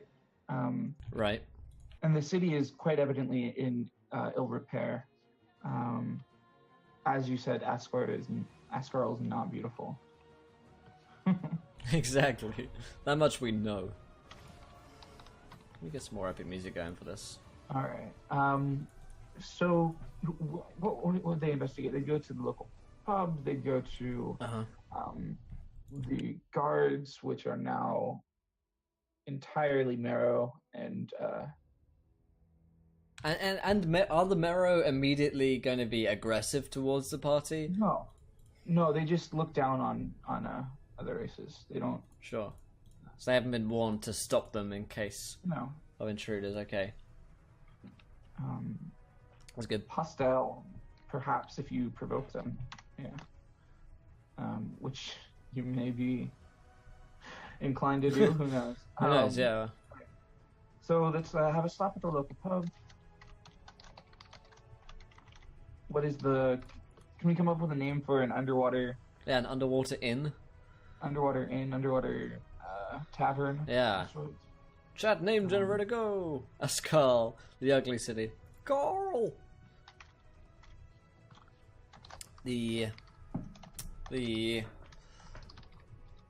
Stinky Fin. Or if it's a friendly tavern, the Not Stinky Fin. They encounter a singing delusional lobster that follows a mute fish around singing Kissed a Girl. The Personal Bubble. Drunken Clam. Stinky Clam. Are Myconid's intelligence typically? Yeah, I believe they speak telepathically.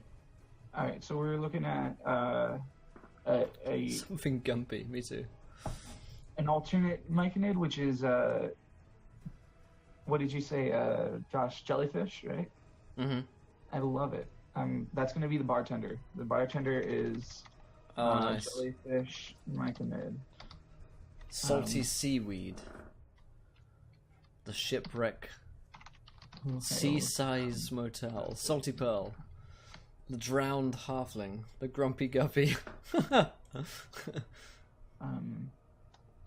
He recognizes their adventuring garb and offers. He's like, "What up, bro?" Them a private room. Yeah. Does he know anything? Yes. Yeah. Full Fathom 5. That's cool.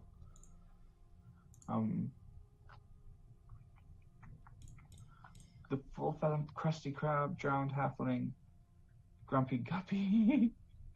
I am impressed. Thank you, guys. I think we're gonna go with the Drowned Halfling. The Drowned Halfling, I like it. The Krusty Krab. Flounder's Fin is also good. Yeah, some awesome names there. Grumpy Guppy was my personal favourite, but it's fine, Phil. I'll just call it that in my head.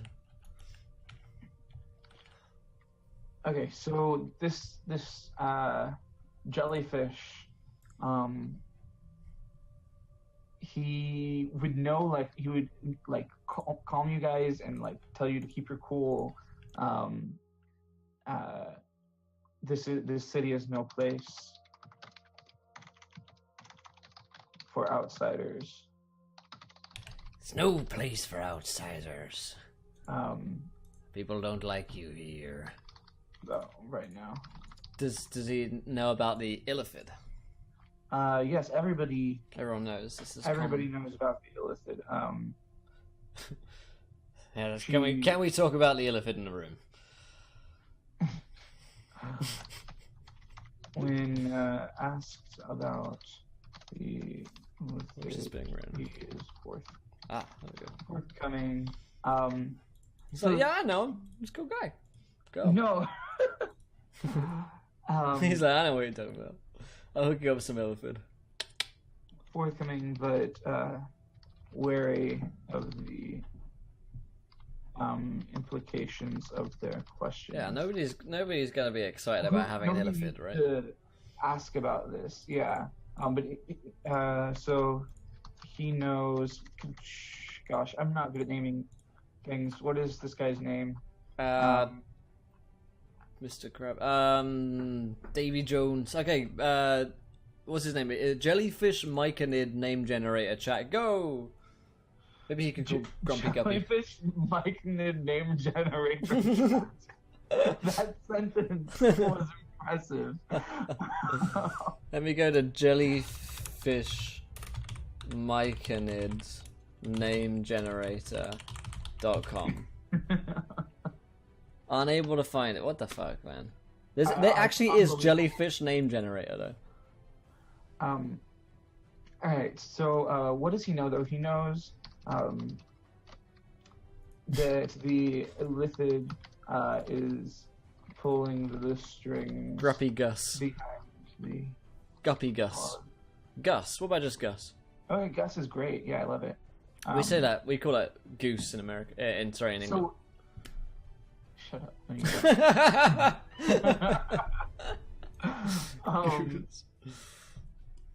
So he's called Grumpy Gus by the Marrow. I like it. I like it. Because he's not. He's so unhappy. you're calling the English Marrow in this case. Yes. To the Marrow. All right.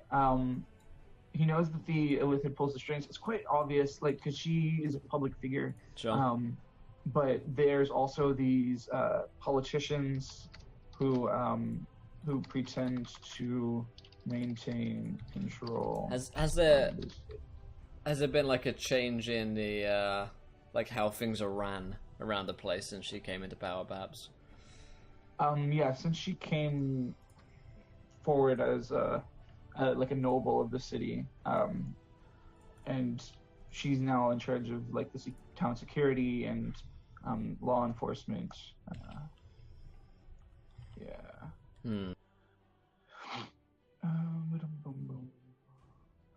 People keep dying, getting turned into jelly. She has been named, or she has recently been named Regent of Asgarl. Okay. It's a pretty nice title to have. I'd like to be a regent of somewhere.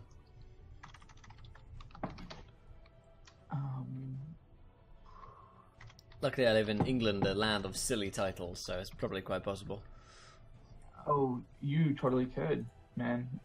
You believe in me? Don't give up on your dreams. Don't let your dreams be dreams, man. So inspirational. She's putting all that string. She's got a whole line of strings. She is just giving it a good old tug. Giving an old tuggaroo. Yeah, alright.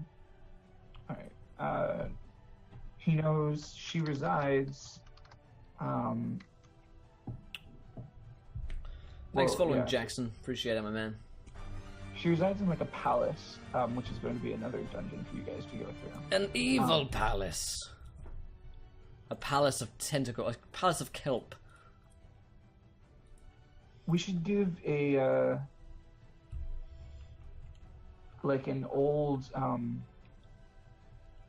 regime. Like there was once a maybe a good leader. Sea elves.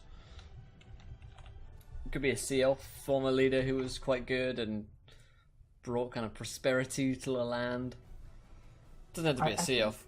Yeah, I think I don't want to give the sea elves too much investment in the city. Okay, yeah. Because that wouldn't make sense for their general. So maybe it could be a dragon turtle. King. Tritons are good. Yeah, Tritons are good. In the palace of the once occupied by the Triton King.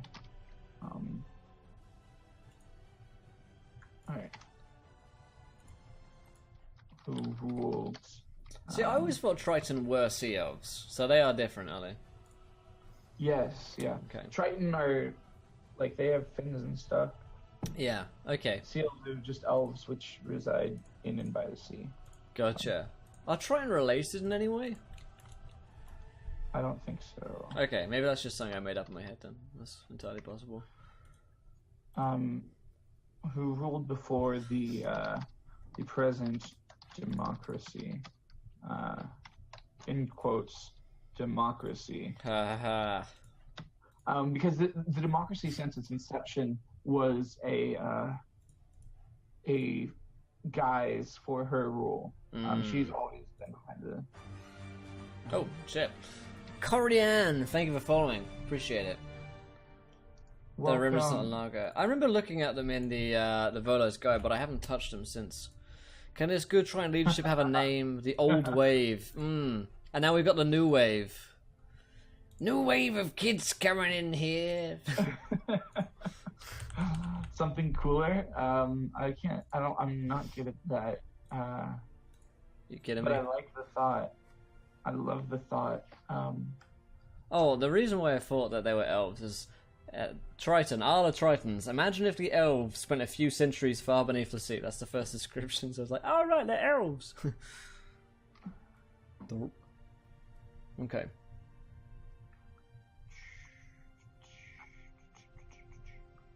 Yeah, but yeah, they're basically elves. They got the same douchebag personality that elves do. Yeah. Yeah. But classic. But not actually elves. In any way, shape, or form. All right. Sorry, I didn't realize you were an elf, Phil. I totally am. I thought we went over this.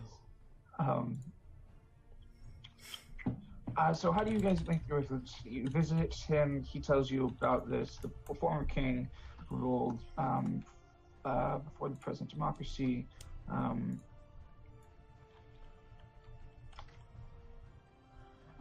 A clownfish with a deformed small fin but big dreams. I'm on board. I'm So gonna pitch this to Disney and see what they say. outside, yeah, there's going to be a clownfish outside the gates to the palace. Okay. Well, what more fearsome a guard could you hope to have than a clownfish? He discourages any investigation or plight Edric or something. The palace or the government. Will and Philip Bay. We're meant to be. Control. We're in a band together now, Edric. Are we what? Never mind, don't worry about I'm writing. I'm right.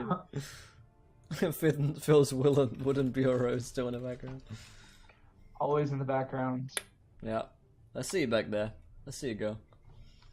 Okay.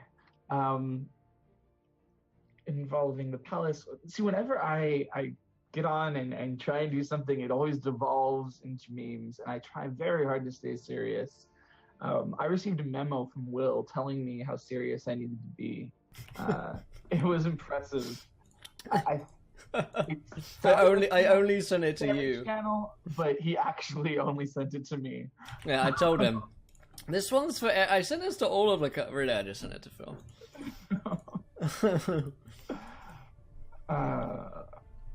So this is all information that the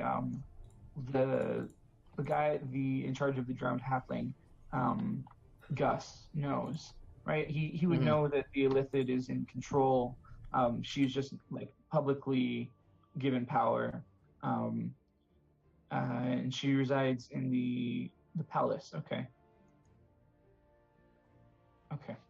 How did the Triton lose their power? Is it going to be typical government, or Triton's got too powerful to democracy? Then people wanted more government help, which is where he found himself. The Triton King passed away of old age. Bless him. Yeah, and in the power shift, democracy was called for by certain leaders of the town, which we can get into possibly if we if needed, yeah.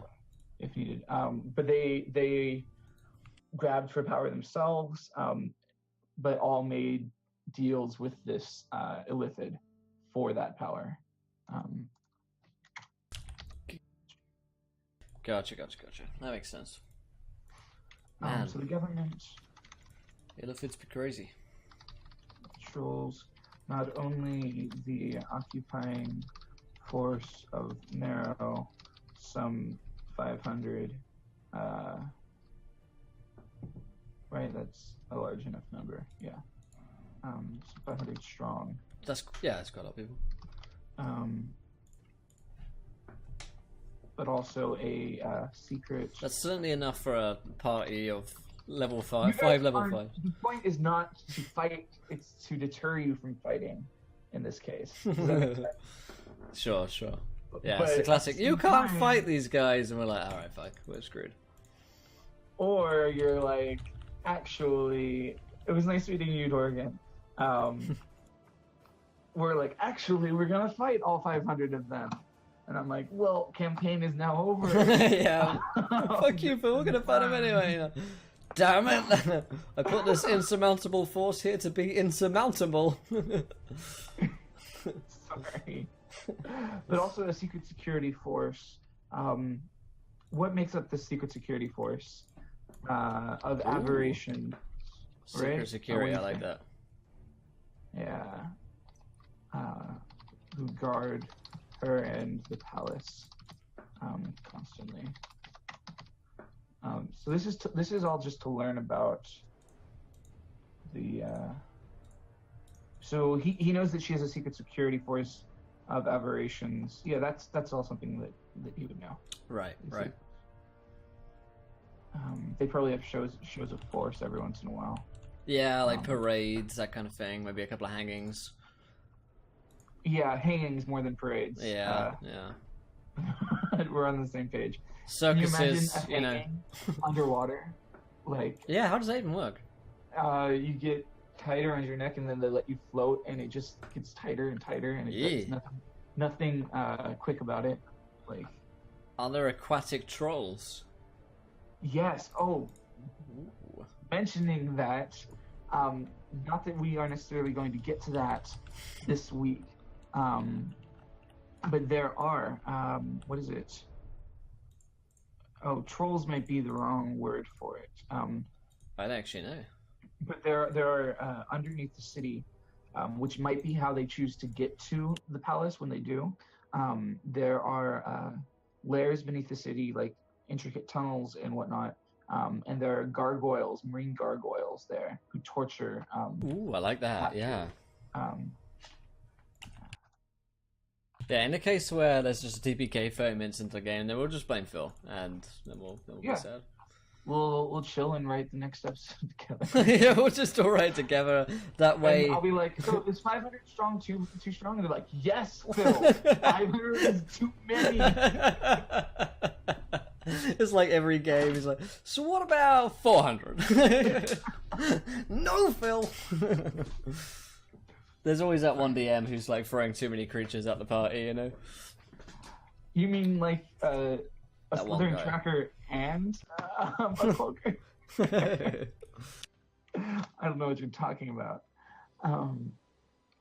Hey Naz, we are running 5th edition Dungeons and Dragons. Do we have anything against Pathfinder players? Yes, we hate them. We require them all to be executed. You actually No, can't watch this channel. you if are not allowed. It's against the rules. No, nothing against Pathfinder or players. 3.5. If you play 3.5, also, you're out. We are 5e purists. We're kidding. Just in case somebody decided to turn off the channel. Well done.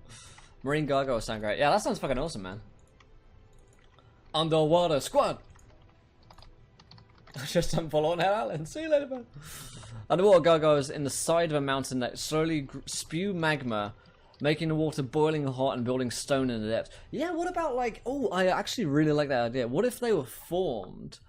What if they were formed from? You know, you get like underwater volcanoes, like or underwater magma, like Dr. Narkovich saying. Like they form out of that, you know? That they just kind of like stone comes out from the heat and maybe there's another magical pressure at work.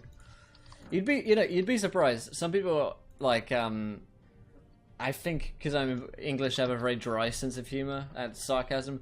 A lot of people don't don't get it, and people get really annoyed when I say stuff like that sometimes. Like I've had a few genuine comments from people like, "What the fuck, man? That was really rude." I'm like, I'm kidding. I'm just fucking with you. Aren't Gargoyles constructs? I mean, they could be, but what if there's a cool mountain thing going on? About lake goblins with gills. Underwater squad. Alright. So something can happen when you leave the drowned halfling. Some illustration of the damage that this has done to the city, or of her power. So like in the beginning of this novel that I'm reading, that illustrates the severity and the cruelness of the drow. There's like a drow that is literally being a drow male who's literally being like whipped as he carries this carries a large hurt. So that just happens in the streets in the beginning of the novel, to show how cruel they are. I'd like something in the same tone.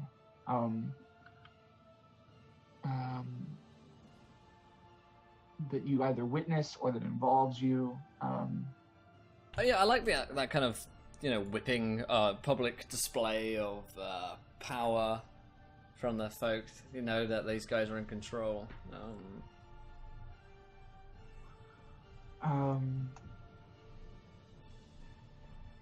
What about the sea elf traveling with us? Could she get something happen to her, maybe? I don't know.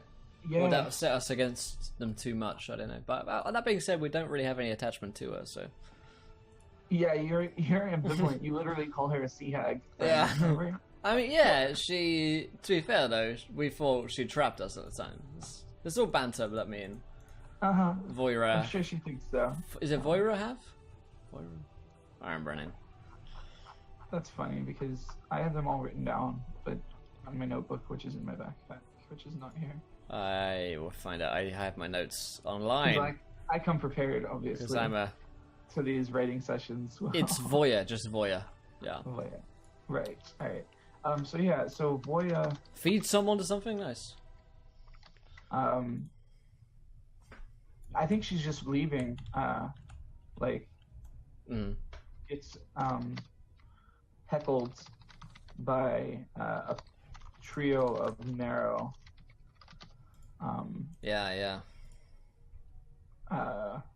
Entering the bar. Public participate in torture? That's interesting. She wouldn't take that. They force people to throw stones. Yeah. She ain't up for that. She ain't up for that. She ain't cool with that. Also, Askal isn't beautiful. Oh, that's like, I know that some people like box text or like descriptive paragraphs. Mine is just Askarl isn't beautiful. Read this out now. Oh my.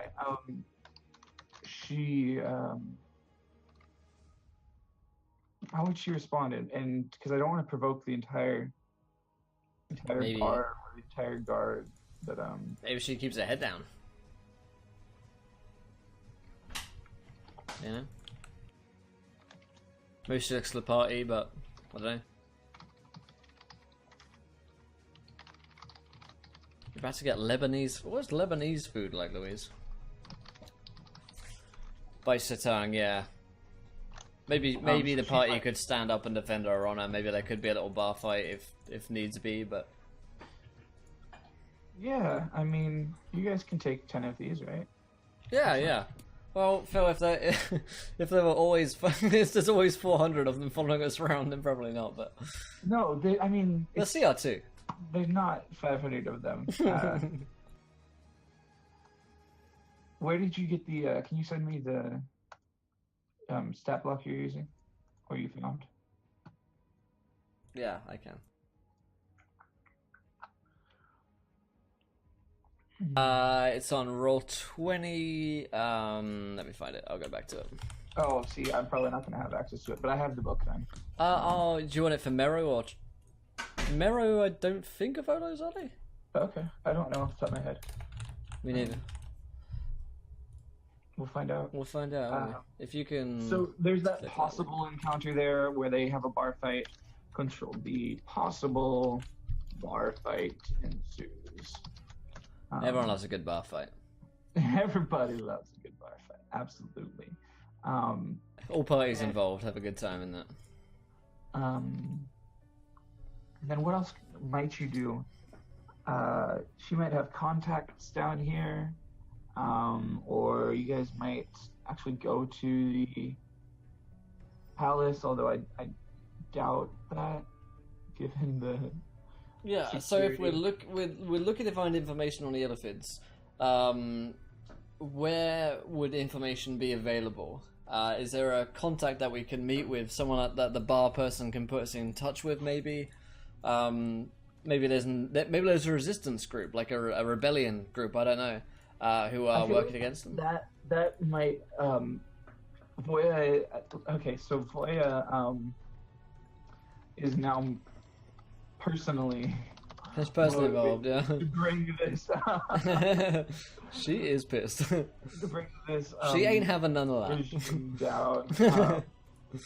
Because I'm sure it's like a racial. Racial slur. Yeah. Some of which is totally not cool. Servants, maybe servants, yeah. Maybe chatting, talking a bit much.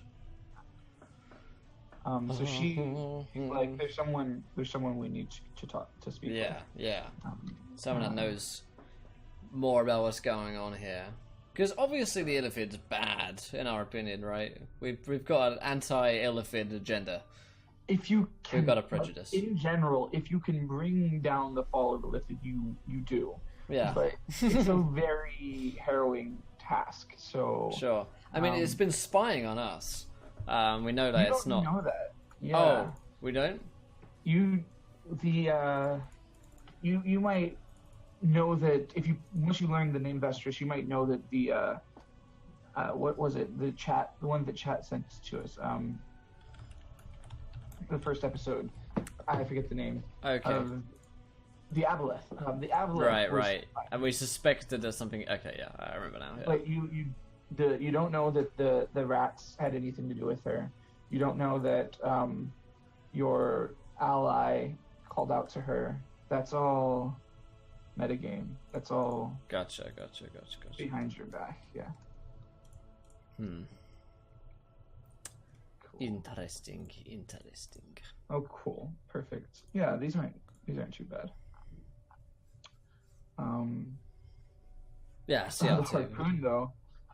That's cool. Right. Yeah. There's 500 Meros all with harpoon guns.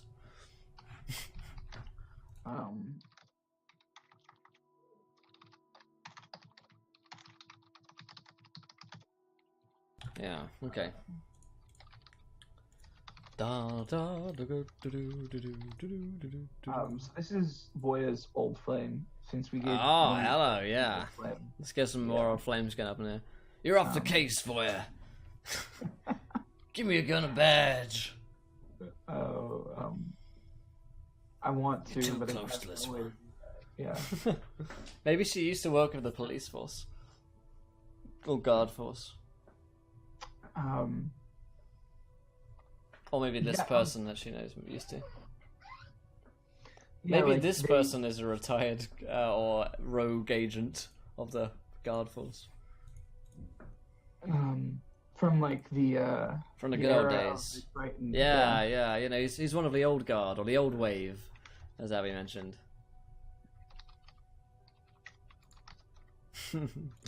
Yeah. I like it, and you know he was taken off the case because the new guard force have come in, and he's been deposed because it's now only Meros are allowed in, you know, but he's still working on the case. Yeah. He wasn't. He could see the loyalty shift. Yeah. Maybe he left, you know, because he couldn't deal with that. That's not what he stood for, man. You know, that's not what he fought for. You weren't there, man. Do you want to play this guy, Will? Mm-hmm. Yeah, I really like it. I associate with him very, very strongly. I can relate. She shares knowledge of a rogue guard officer from the Triton. Man, the amount of cases I've been taking off because I'm too close to them. Crazy.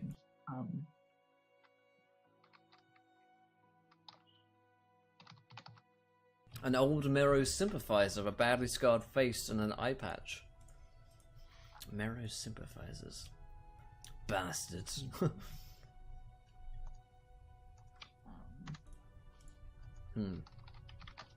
Alright, so yeah, this is an older sea elf who was at one point an officer in the Triton King's government. But he's still loyal. Can't yes, give it up. He's loyal to the old guard. Literally the old guard. Not just saying the old guard. He actually was part of the old guards, and he is loyal to them. Captain Oldguard can be his name. Or Captain Ollard or something like that. Olgar. Yeah, Olgar, yeah. Captain Olgar. Loyal to the old god. Loyal to the old god. Follower of the old gods. I thought we were done with memes. I thought we were taking D&D seriously. Hey, you'd have to write it seriously. Okay, Captain Olgar. Let's bold that. The old guard of the old guard force. He follows the old gods and he walks the old road. He drinks the old ale. He smells of old spice. He wears an old pair of shoes. He's got a very old hat as well. I like this guy a lot. He's from the old times. Of an old era. From the old age. I'm not even writing. And he's a what? He's an old flame? An old flame. You're welcome. He's of old age now. He remains true to the Old man, take a look at my life. I'm a lot like you were. Prince Digitus, also known as the Finger Prince. Creepy. It's either like Finger Prince, or for some reason he was known as the Finger Prince. The Prince of Fingers. I don't know why I'm reading this all out in Barbossa's voice. But I'm enjoying it. I'm enjoying it a lot. Sea elf, a few decades older than Voya and an old flame. He remains true to the principles of loyalty and empathy, which guided the previous government. They were more like guidelines, those rules. He now runs a string of resistance fighters, maybe, or workers, movement people, that fight against the new guard of the new ways, the new Illithid. We liked our tentacles older.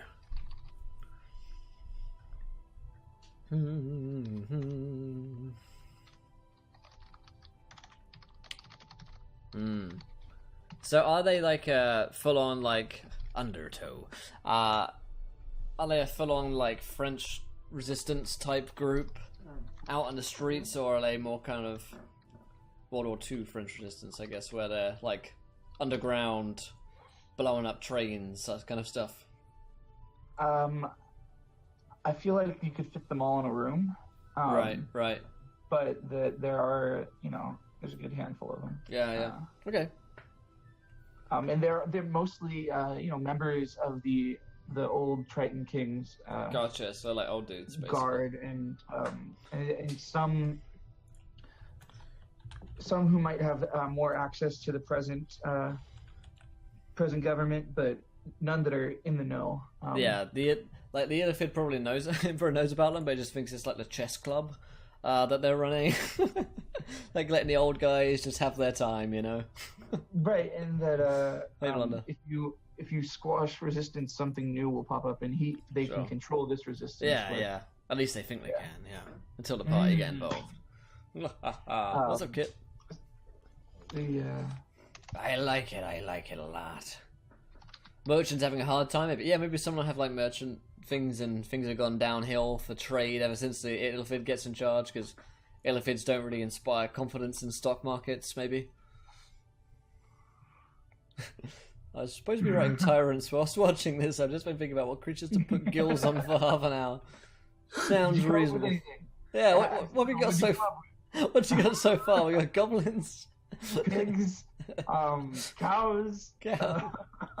Cows. I'm good, kid. We're just writing a story. What's up, Wesley? How you doing, buddy? Fellowship of the Fin. Fellowship of the Fin. However, there is an existing, there's the Kraken Society. Sure. So that there's the existing bad guy. I don't think that this guy knows the Kraken Society has anything to do with it, though. Sure. Maybe don't. Maybe that's something that we can find out later on down the road as well. That's a thing. Captain wants to recruit the players. Werebears with gills, terrifying and impractical. Gill drop bears. The escape room was awesome, man. The escape room was a lot of fun. I want to go back to win. Wants to recruit the players to his cause. Yeah. Not the other way. What is? Does he offer them anything? Or is he just like, this is the right thing to do? Yeah, we don't have much.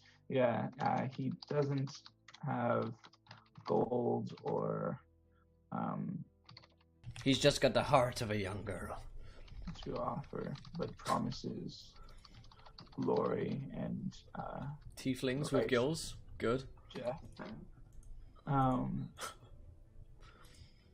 So imagining Louise has got like a wall, and she's writing these ideas on post-it notes and just putting them together and like threading them together so that they all make sense and they'll connect. It all makes sense, and it all leads back to Phil's bird in the center. Somehow they're connected. Holy mackerel. Graxel! Thanks for subscribing, buddy. I appreciate that. A gentleman and a scholar. Let's throw some drinks in chat for Grax. How you doing, man? Appreciate it. Alright, so Voya is... She's chilling. She is partial to, is swayed by his charm, but... Yeah, this, we're an old flame, and Savoy is easily convinced that this is the right thing to do. Also, she's been like the victim of a hate crime, so she's going to be right on side. But she can't offer any further payment. Sure, yeah.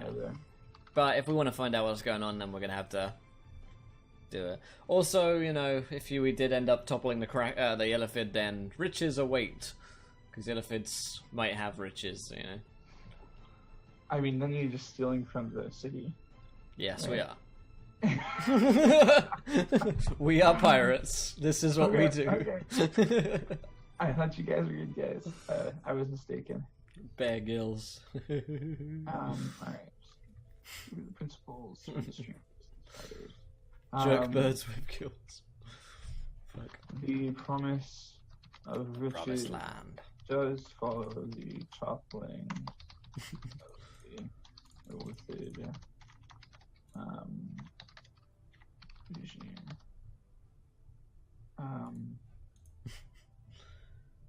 So yeah, that might be enough to sway you. Welcome back in, Grex. Welcome back in, buddy. You're home.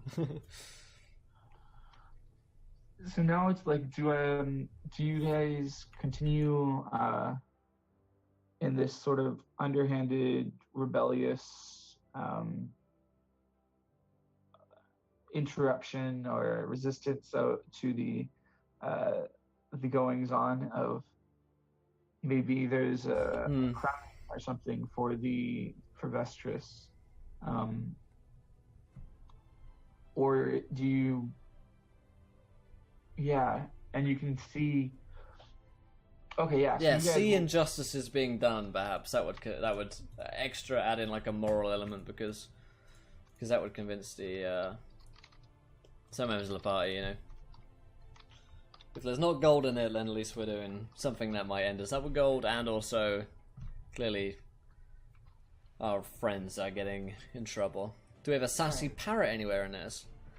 We did have a bird last week, but the bird was swiftly destroyed by Phil's hatred of birds. I would like a parrot on my shoulder, and I'd call it the joke bird. I love birds. Don't listen to Will. I love birds. You've accepted the meme now. You've like No. you've succumbed to it. I hate memes. I hate love memes. Birds. So when there is a bird that is a meme, I am torn. You don't know where to be. I don't know who to love.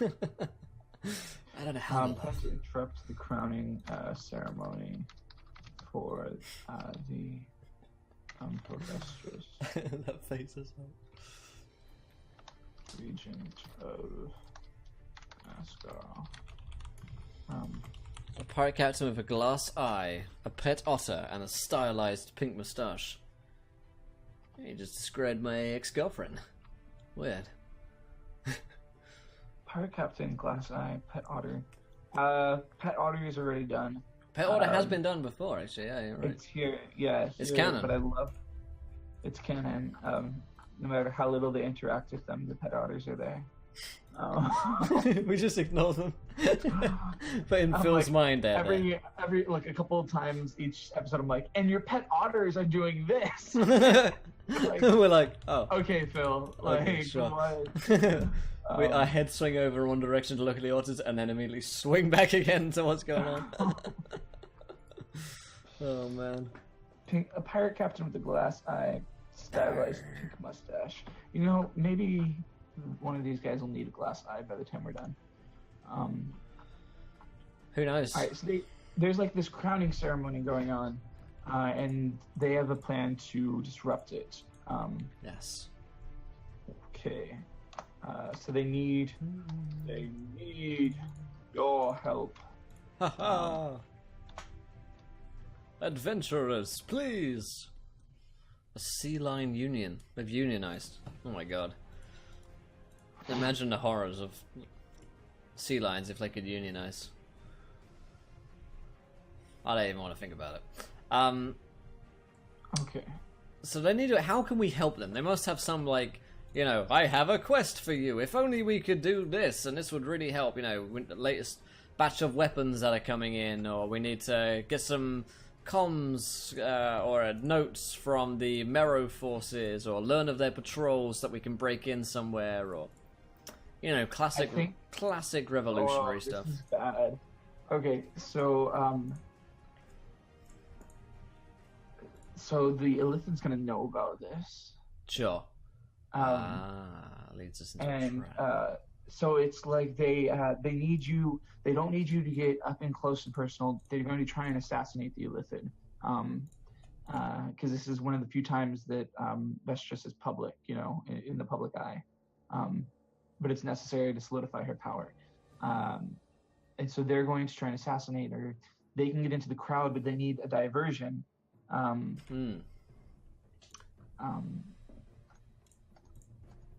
Yeah, okay, so we need to make a distraction, basically. Actually, maybe you guys can meet those underground gargoyles.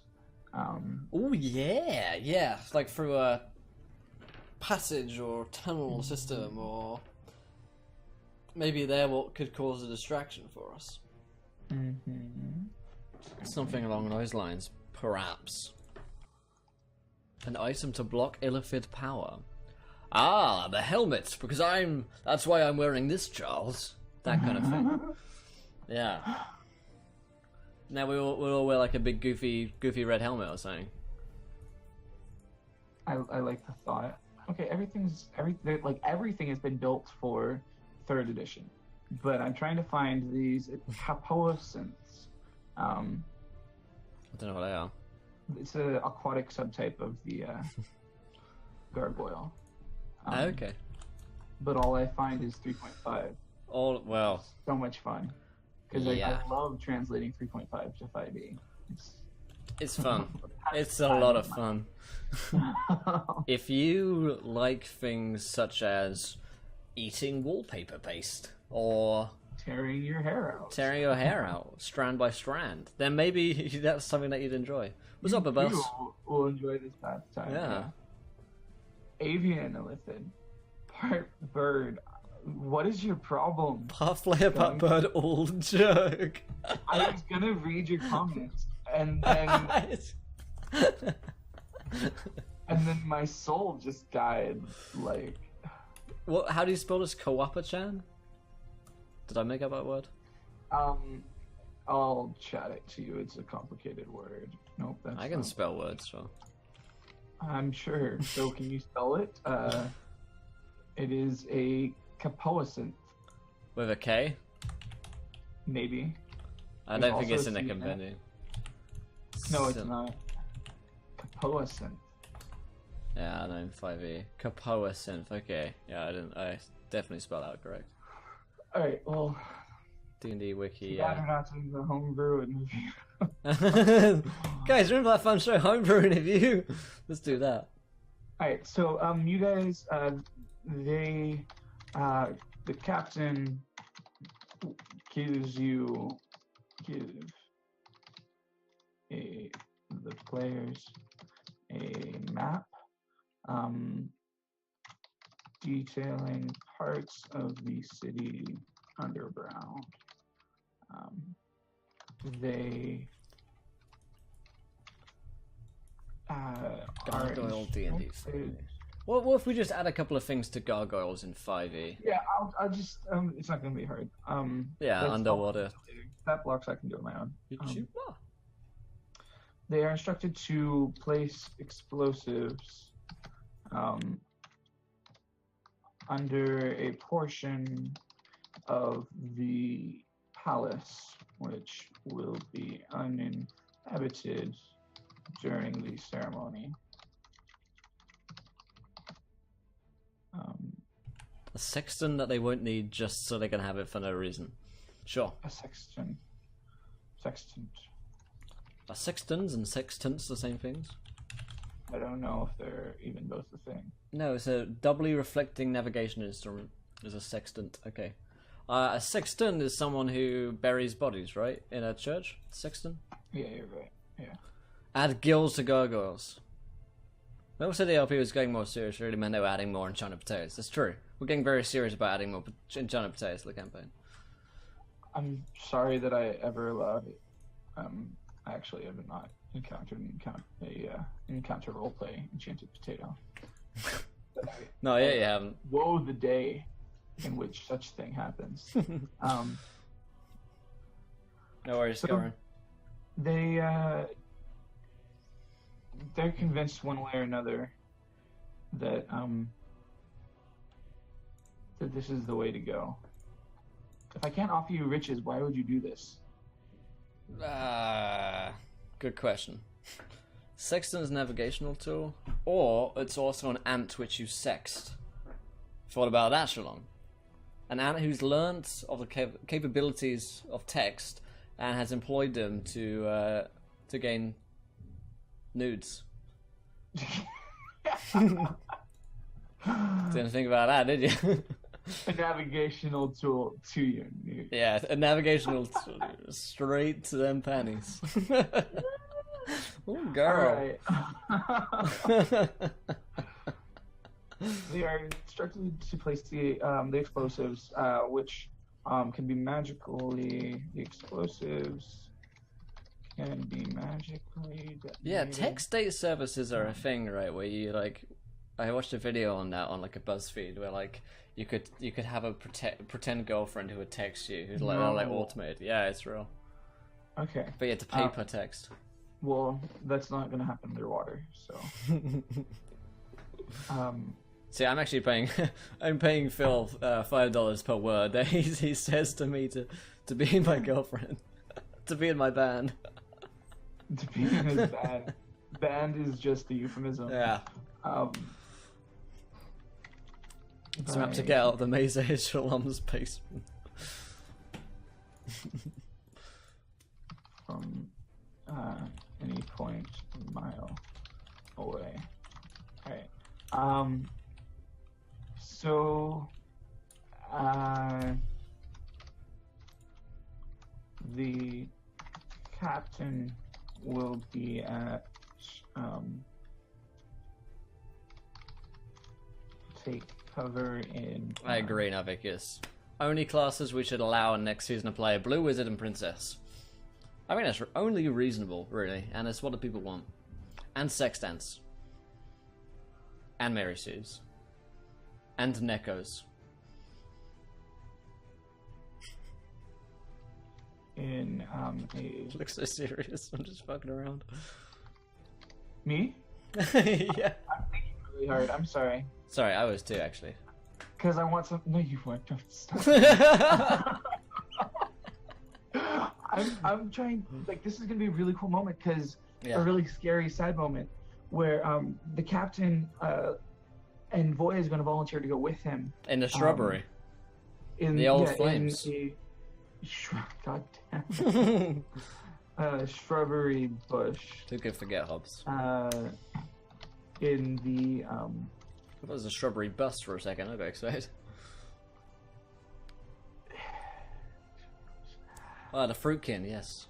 on the Man, I do not miss looking at homebrew. Looking back, I'm like, holy shit. I'm glad that is 8 on. weeks of that. Hey, more than that, man. Like 3 months. Was it? Oh. How many weeks do I need for this? That's a good question. This show never ends, Phil. No, see, it has to at some point. The captain will take cover in a shrubbery bush on the edge of the, what do you call it? The Reef. Like, area. No. Coral. So, like, Ship. not Kelp. sea. It's like Sextant. the area where they're going to have this ceremony. They're going to have like a stage, and then they're going to have like a place where people can gather. And then there's going to be, there are decorative garden areas nearby. What is that place called? The edge of the decorative garden area. Thank you for that. Wait, is that what you're saying? Is that the edge of the decorative garden area? No, the edge of the crowd will be fine. Okay. Arena, I think. Public Thank you. space. Finally. Was that it? Was that the word? No, but it's closer and like relevant. Gazebo. I'm head out. Actually, I like crowd better, but thank you. Fuck you. Because it's not an arena; it's an open space. It's not like enclosed space. Is why I don't like arenas. Sure. All right. So they Bring will us a shrubbery. shot immediately. They will take the shot and immediately. There's no magic item strong enough for strike. Triggered. The, command word. The detonation. Exclamation point alignment.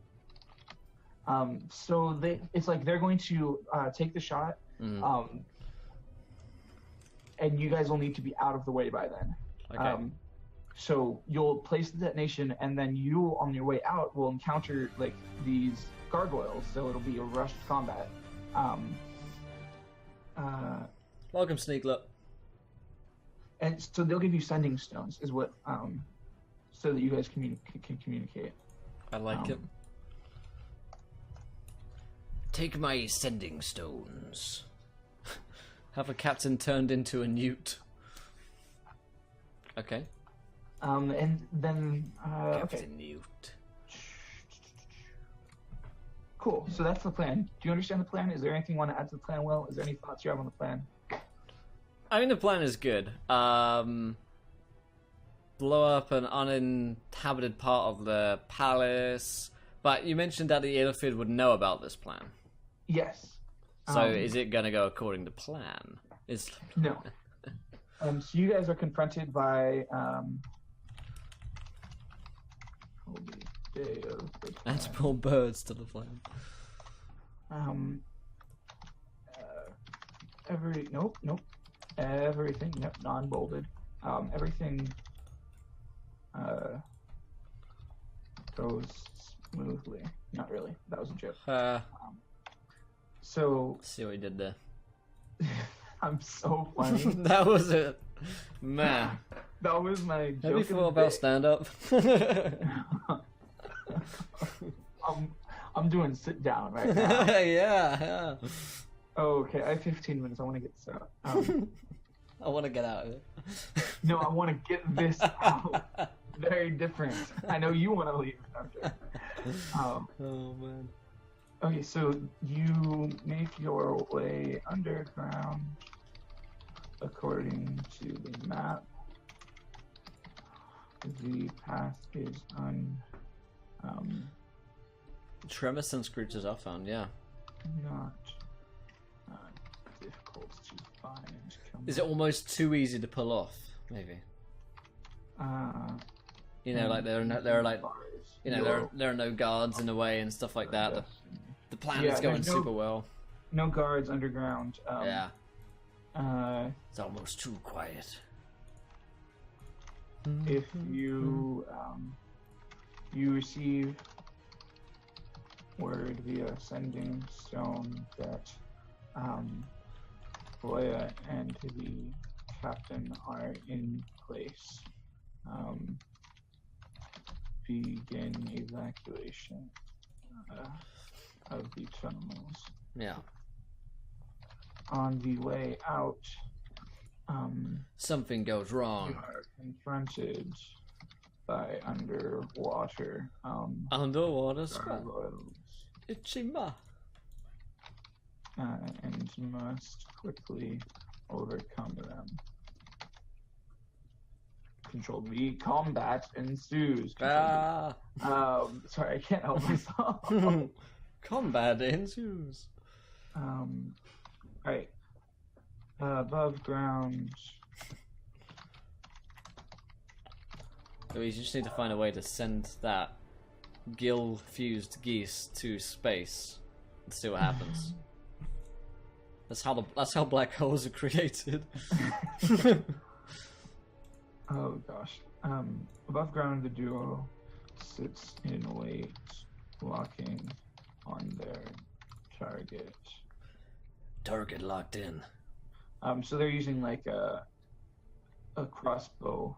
Yeah, or like a Barry 50 tactical cal. bow. Yeah. Yeah. Okay, 50 cal. The Helm of Gills. Ooh.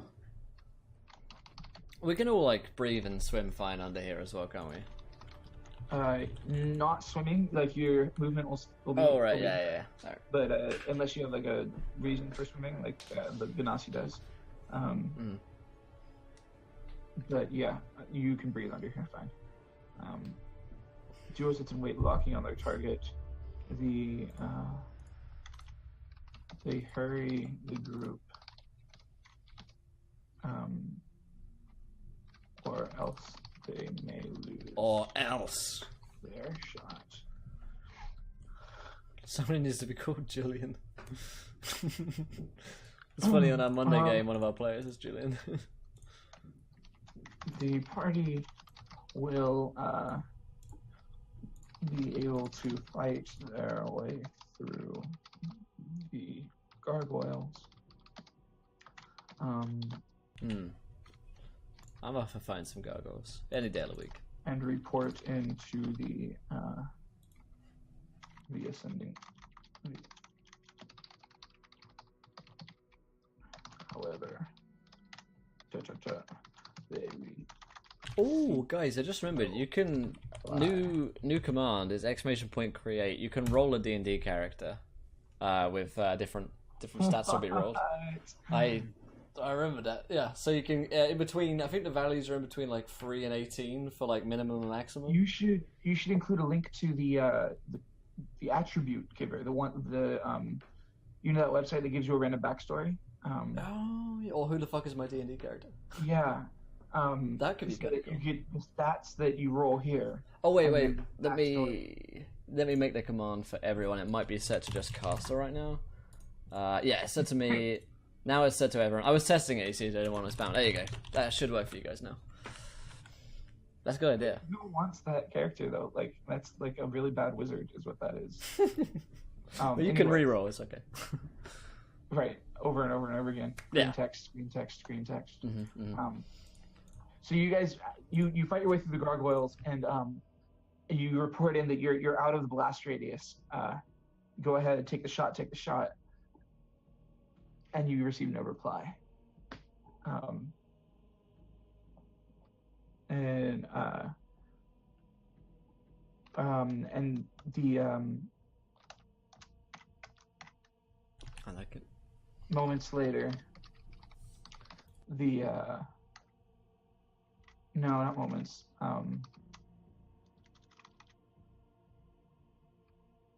So like what happened was the Illithid, as she was crowned, waved her hand, and the shrubs sort of disappeared. They were illusory terrain that was created, and it was what is it? Garrows? No. What's the word? Like where they hang people. Gallows. Yeah, Gallows. So and the place where they were hiding, it was a concealed gallows. Yeah. And so now they're in the open, and her crowning ceremony was accompanied by a hanging, in which you lost 2 allies, 2 friends. Yeah. And so she did that publicly, like in front of everybody who was forced to be at the ceremony. This is like the leader of the resistance, and his love. Rip. Yep. That is some and then, Game of Thrones shit right there. So you return. Where would you guys go? Wherever you return, on your way out of town, or like back to your ship, which is being captained by the fire giantess, while you descend. You're stopped by Gus, who has learned about everything. Nice. Oh, classic Gus.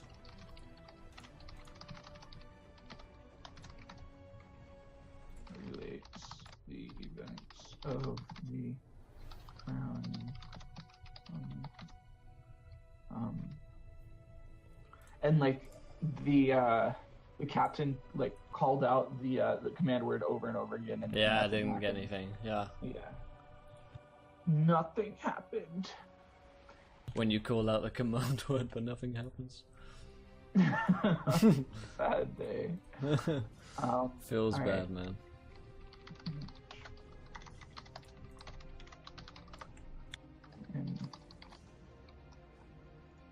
And what's his name again? Captain Olgar. Were both executed. Yeah, that's one. Olgar. Of the old guard. Feels himself to have been one of the resistance members, and offers his help in the wake of their leader's death. Yeah. Cool. That's cool. That's sad and scary and serious, right? That's serious enough. Is there anything else, Will? Yeah, that's good. I like that. I mean, So moving much. on to that, I'll do a little bit of prep for recruiting allies. Because Sure, that's the sure. step. You already have the this loose network of resistance members in the town of Ascar, but other than that, you're going to need to siege a city or at least infiltrate one. Yeah. Yeah. Okay. I like it. I like it. So we want to wrap up the writing for now for that. Yeah. All right. Fantastic. Loving these. See it on Wednesday, guys. Yeah, yeah. If you're interested in watching this game, my game that we wrote at the beginning will be at 1 p.m. tomorrow EDT. Phil's game will be Wednesday 1 p.m. EDT. I think we do have another guest joining us on Wednesday. Actually, I'll shoot a message about that soon, Phil. I'm trolling. I love that you actually put that link in there. That's gonna make these all so much more interesting. Yeah, I agree. Yeah, and if you guys share what your characters are, we'll have a ton of all caps messages. I like it. I'll have to figure out that system so it's a little bit less spam all caps. But there you go. I'm sure that will that'll work. But yeah, if we want to follow you online somewhere, Phil, where can we find you? I've got your Twitter link there on the channel. Whoa, how'd you do? Oh, science. So I did that. Science. Mm-hmm. Yeah, I'll put my my fancy smancy IMDb since there's that. Oh yeah, yeah. Yeah. Go look me up and watch the things. Like I'll earn like a whole like cent every time you guys watch my stuff online. Really? Joking. But yeah, that's me. All right. I'm here, and I'll be here on Wednesday. Fantastic. What are you doing this afternoon? I heard you were creating characters for people. Yeah, this afternoon we're going to do a character creation guide, and any beginners that need help making a character, I'll be making your character sheet live on the stream, so you guys will get to suggest a couple of characters for me to make, and I'll show you how to do it. But yeah, we're sticking around here for another 3 hours, so if you enjoyed watching Phil and myself write and fuck around, then hit that follow button and join us if you haven't, of course, already. We'll talk about that in a second down low. But yeah, Phil, thanks for joining us. We'll see you later, my friend, and we'll see you Wednesday.